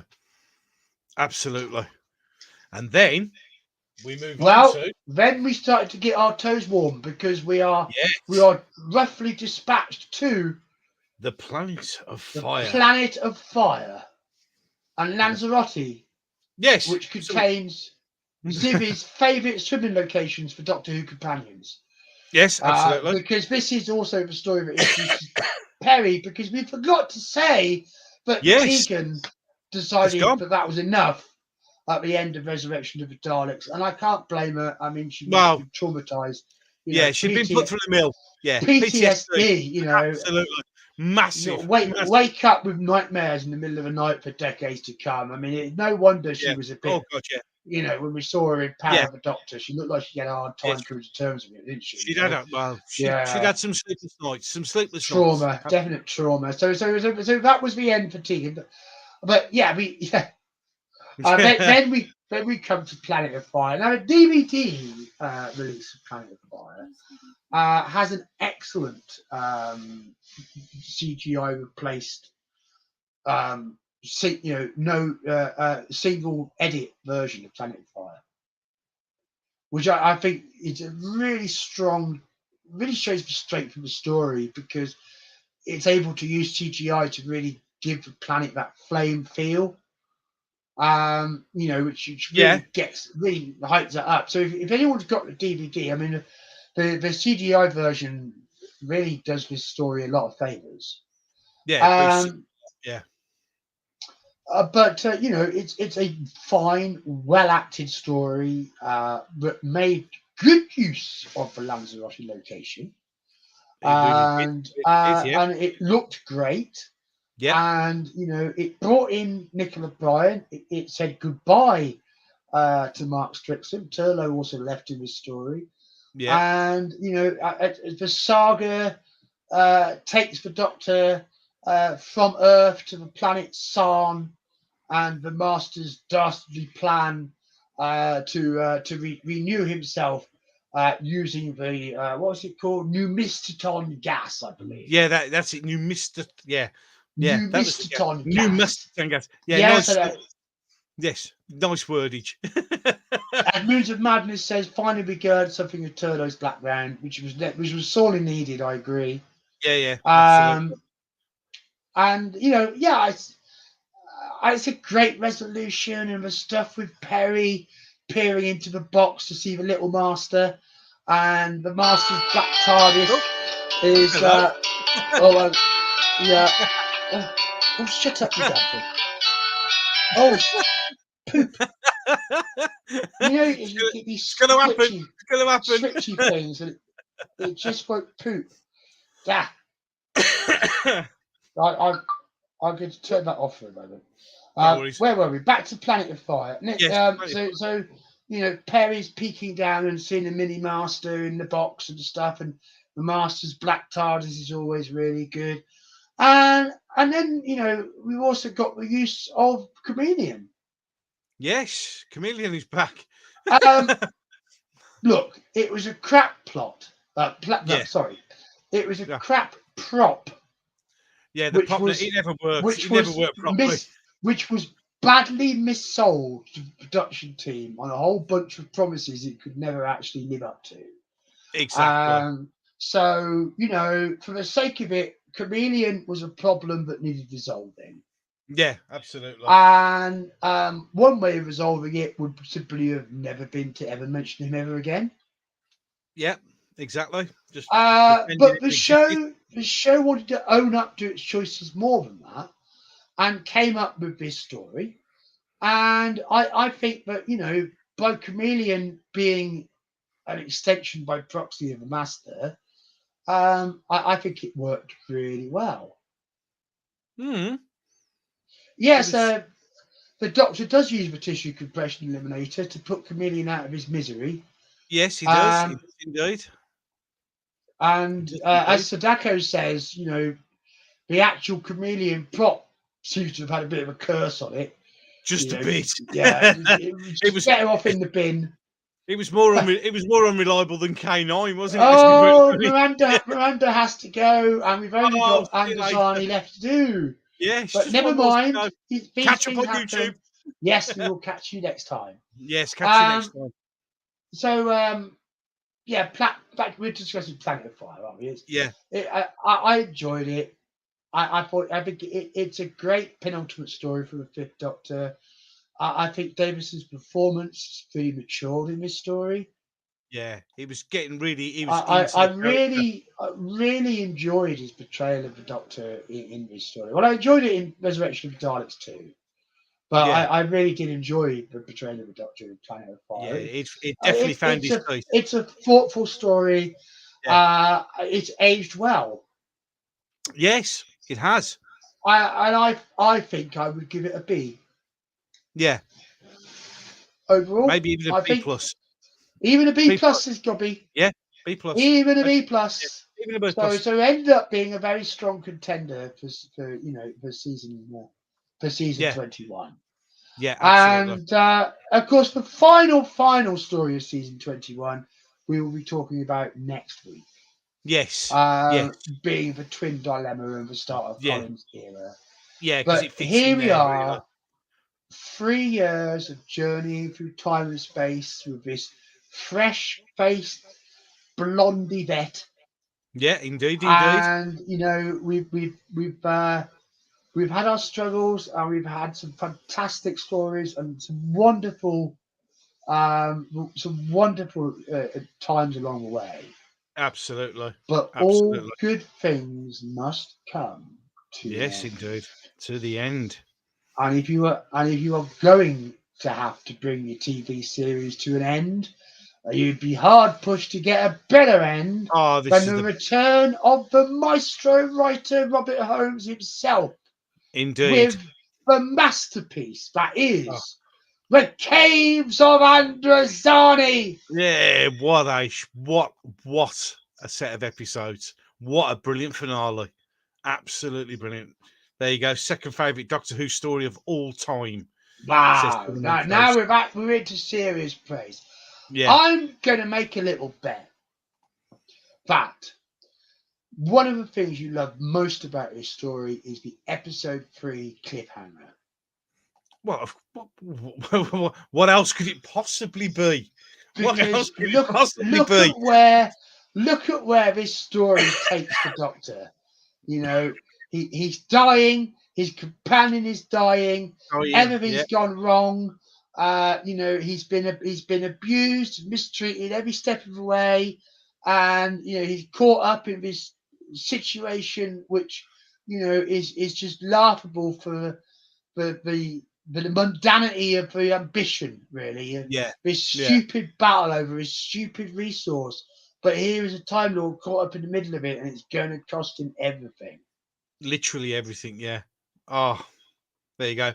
The first and third cliffhangers are the best. Some of the best I've ever They seen. are, they are They without a are. doubt. They are. The first being the execution, where we don't Yeah. quite realise until part 2 that they've been swapped by androids, and that's at the Yeah. end of that particular one. Brilliant. Well written. Um, Well written.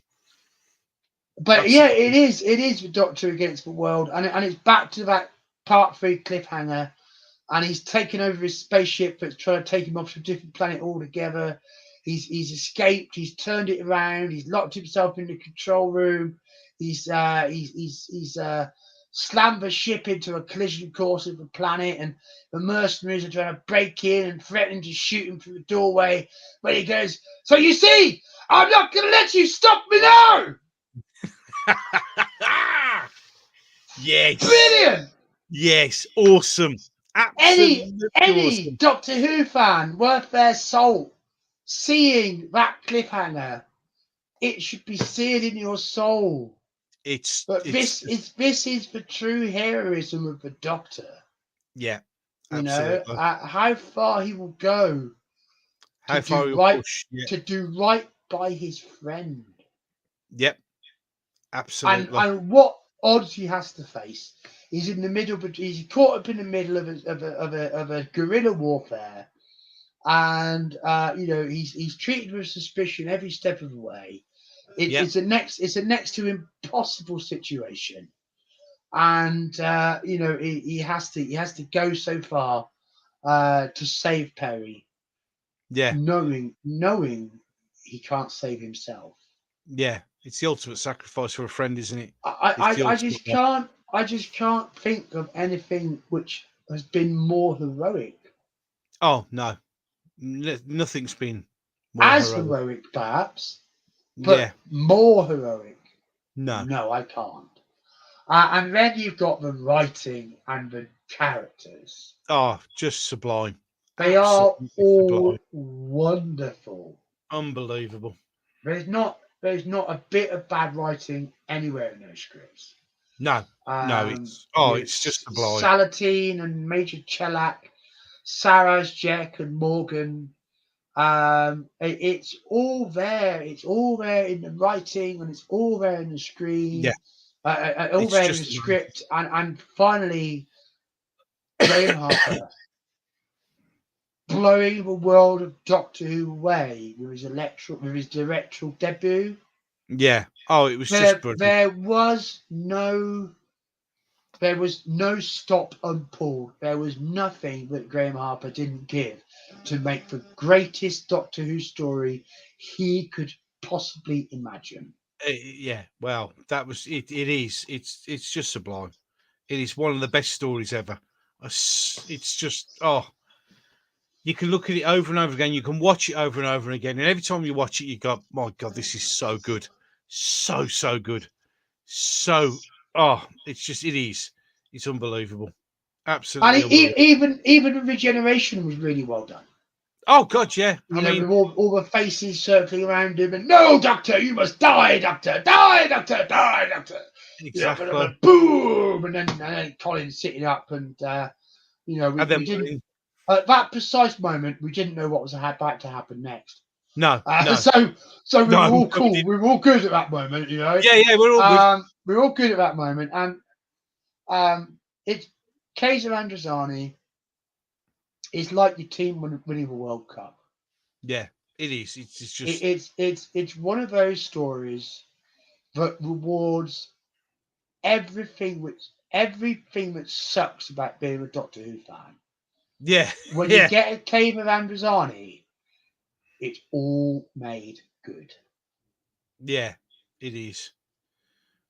It's just. I mean, with the lines, "Change, my dear," and it seems not a moment too soon, which is Well, just. I for one strongly disagreed with that. A good point from the Time Prophet, but it is the first time you see dirt on the Fifth Doctor's It's very face. true. Yeah, yeah, yeah. I think he could have done with getting a bit more dirty a bit more often. Yeah, yeah, absolutely. And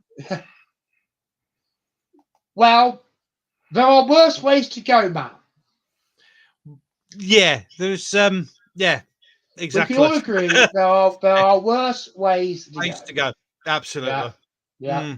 100%. 100%. Can't disagree with that. So What a way to wake up for a new regeneration. but then we were shocked, we were stunned, Yeah, and it was all over. it's all gone. Time for change again. Time for change again. I Oh, really, really do wish that Peter Davison had done 5 years, not 3. yeah. He was really getting into the role. Because I think we were robbed of what Yeah. would have been great performances. Oh, I don't God. know. I wonder if he regrets it now, but he didn't do Yes. more. I wonder if he does. And it's funny because I think of it with New Who as well, Yeah. and the curse of a 3-year Doctor, and Yeah. we expect the Doctor to be in it for 3 years now, and it's so constricting in terms of the voyage, the amount of voyage you could take back incarnation on. Yeah. I just feel 5 years would be a much better time for an actor to be in the part. Of course. I Tom agree. Baker's 7 perhaps was too much, but I think it's Yeah. John Pertwee who got it right. Yeah. And Just about right. when Yeah. you think about New Who, Matt Smith, when he got the part, said he wanted to be in it for years and years and years. Peter Capaldi, when he got the part, said he wanted to be in it for years and years and years and years. By which I mean much longer than 3 years. I mean, I think they both Yeah. said something about wanting to beat Tom's record. Yeah. Yeah. I think something like that. Yeah. So the reason why they both left after 3 years. I am left with a feeling that one day we'll know the full story, and that neither of them Really, were yeah. entirely without some pressure on them. Let's put it that way. Well, I agree with Time Prophet. Capaldi was definitely forced out. But Was we all know definitely Capaldi was forced out. we all know he Um, was not only forced out, but then lobbed under the bus. so So I kind of find it. I kind of regret that Peter didn't do 5 years, yeah, because I think he might have changed the pattern, which I think in some ways caused the franchise problems. Because 3 years continually, it is too soon to keep changing the part. well, If the show's yeah. constantly on, that's just my view. But the thing is, Um, it takes that long to get into character and really sort of get into the skin of the Doctor, and people are just getting good at it, and then they're gone, and it's somebody else, and we have to go through the whole process again.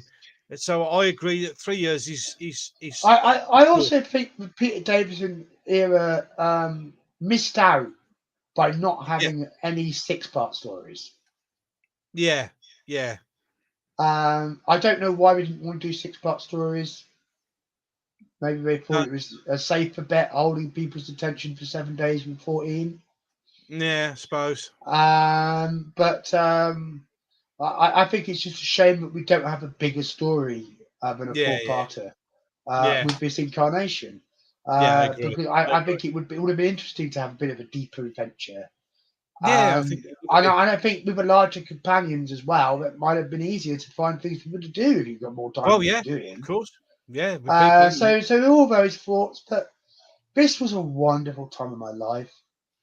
Yeah, yeah, Um, it was a time of transitioning from childhood to teenage, yeah, and it was a time, well, not quite actually, a bit later for teenage for me, but it was still a time of transitioning out of yeah, yeah, childhood, out of primary school into secondary school, and a Doctor Who had changed with me, but it was still there for me, and I loved it, and I loved being a fan, and this was all a wonderful part of my life.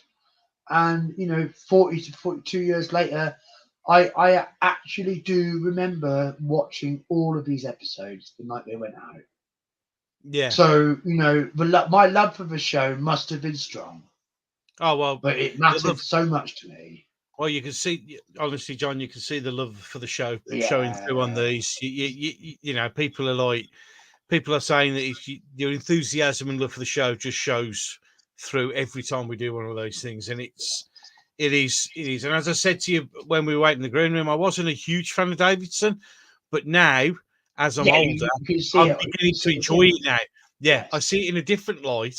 And as I said, this is the opportunity of these streams is for hopefully to make people go back and look at the classics as through older eyes, and you'll see them in a different light. You really will see them in a different light. And There's I've certainly there's certainly a lot to reward people.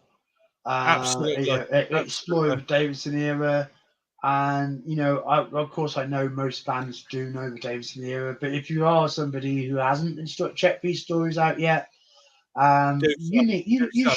should do. Yeah, You should do. absolutely. Go back. Because this was a great time in the show's history. This was a great time to be a fan, and Peter Davison was making sure that the show could continue past the towering giant that was Tom Baker. Yeah, it showed that it could be done. It showed it Yes, could quite easily be done. Absolutely. And it was fantastic. And we've come to the end of another era. we And have we the shall end move of on. another night's live stream, and a very successful one it's been too. We've had a good couple of hours chatting, Yeah, and and we've covered everything again, as always. I, We I, I feel kind of sad. I feel like I want to go start this live stream all over again and all talk over about the again. Yeah, Davidson because stories all over again, because yeah, there's still so much in them that I'm so this I appreciate so much. well, yeah, exactly. Um, No, but this is why we have Doctor Who collections, isn't it? So that we can exactly. appreciate them again and again. Exactly. And it will always be a special part of my life. And I really enjoyed talking about it tonight. Yes, and that enthusiasm shows through quite well, sir. It really does, and it is, and I'm sure it's for everybody else. It's nice to every week tune in to a stream where we're just positive for a change instead of Yeah, focusing on the Well, negative. let's talk about why we love the show. That was my whole Exactly. idea with doing these, and I think we've been doing pretty good. Yes, we have. You You know, I know, mean, we will recognise faults where they exist, of course we will. exactly. I mean, because But nothing's perfect. when does having faults ever meant you couldn't love something? Exactly. Because nothing's perfect in this world. Nothing. You know what I mean? And it's just been I've all these videos I've enjoyed every second of doing them because it's reignited my joy for Doctor Who. Something that I think We love that we've got you guys sticking with us, and yeah, you turning up exactly. every week. You know, Which and we saw you all is last great week, in the and here chat. you are again this week, and you're all loving it. And this is just a Yeah, I brilliant mean, experience all round. it's just awesome, you know, and it's after the last period that shall not be mentioned, we could all do with just reigniting our love for the show Very because much so, and some of us really need to yeah, I mean, I on know account of feeling traumatized by exactly, abusing Morbius doctors and all the rest of it. you know, You and know, we need to remind ourselves what this show is yeah, exactly and what why the we show love stands it, for. Yeah, so that we could go absolutely, forward and find love for the new era and not have our appreciation wrecked by the sour experience of the last few years. exactly. And you know You what? know, and that includes the sour experience within fandom as Yes, well as unfortunately, what's been yes. on the screen. You know what? But there are signs of potentially some hope. Potentially things may be getting back to potentially good times again, where we could actually, you know, it's just so good. I mean, we're in interesting times. We're in interesting times, and hopefully with your wonderful news that you shared at the beginning of the stream, if everybody missed it, catch it up Well, on you. yes, I hope I've been offered a course of treatment that it won't, in case everyone did miss it before, it won't save my Yeah, life, but it will give me more time. and So hopefully, I'm hoping that my life expectancy is stretched from 3 months to more like a year. so hopefully you But can get you to know, see the 60s. we have Yeah. to bear in mind these things aren't promises, but No, I can no, at least no, allow myself a little bit of hope that I will get to see the 60th absolutely, before I die. And absolutely. Let's keep our fingers crossed. of course, that would be wonderful. It would be So absolutely amazing. So, we shall will we have draw to this? see. We'll have to draw, and shall we draw this one to a close, sir? I And think we, we're going to have to. yes, yes, indeed, and we Yes, we're going to shall have to. We've look forward to. We've done everything we could possibly do. I think we've covered the Peter Davidson era with, well, everything. I think. I don't think there's. I yes. mean, well, in reality, I mean, we There's could this talk for spin on hours. doing Blake 7 next. It might happen. It might happen. We'll have to wait and see. It We'll have might to wait happen. and see. I mean, I Yeah, certainly think there's scope for why we love Blake 7's live yeah, streams. of course there is. You know, Of I course mean, there there's is. certainly scope for it. Of course there is. So who knows? We will see. Oh, Who I knows? love you too, Matt Pounder. Yes, of Thank you course. There very you go. much. I mean, it's just wonderful of you to say that, and I know you We do. all love we all love you, John. You know I, how I I love. am I am very moved by Yeah. everyone's support. I really And am. well, you know how I feel, mate. You know how I feel about it. 100%. You know, um, I'll always be here for you Thank until you. you know. And well, you know, mate. That's what friends do. It And is. I'll It is. yeah, it is. And I'll stand by you. You know, and you know that, mate. You know how I feel about these things. So yeah. Heck, I bet you can't do a 2 hour stream on each episode. No. He says I bet you can do 2 hours. Oh, Streaming. I'm sure Yeah. we could do 4 hours if time allowed. Yeah, there's so much to go. So, any case, ladies and gentlemen, we're going to have to bring this one to a close. Thank you so much for watching. Thanks for I will all. say, actually, Cobby, I Go on, will say crack this. on. Go You on. know, talking about you could do 2 hours streaming on each episode. Yeah. Maybe there are some favourite stories we could really focus Now that's a good idea. That would be on. fun. Yes. We'll Mm. give that. We'll put that in Give the that a thinking thought. hat. Yes. Yeah, Yes, we see certainly what will, see what sir. comes out of that. Because We I certainly mean, will. we've obviously, we've covered the stories as we've been going through doing these, and yes, Yeah. some stories are better than others, but there are some stories where we could really do with actually going in a bit more depth. Yeah. Completely You in know, depth. Yeah. Well, yeah, there's something else to do. in depth into Earthshock. for example? Oh God, we could be speak for days on that. To be fair, Oh, in depth into Earthshot there for yeah. days. Oh God, yeah, absolutely. The problem So- is, if we're going to start getting that specific, we might actually have to start doing some research and not just rely on our dodgy memories. Yeah, that's the problem. So, Time. there's always a downside to good ideas, which Yes, do yes. involve actual work. It's never positive. Is it? Right then. 2-hour analysis of time flight. I Right, think that one no. might stretch even me. Jesus Christ, no. No. No. Right then. Anyway, With that it's been a blast. Thank you It's so been a much, blast. everyone. See you Thanks, next everyone. week. See you Thank next you, week. Dobby. Yeah, no worries, God mate. bless. You're always a pleasure, as always, mate. And I'll catch you in the next one, ladies and gentlemen. It will be Friday, 5:30, usual time, usual place. And we shall be talking about Colin Baker, which should be an His interesting marvellous multicoloured dream coat. Yes. It should certainly be. So with that, ladies and gentlemen, look forward to catching you in the next one.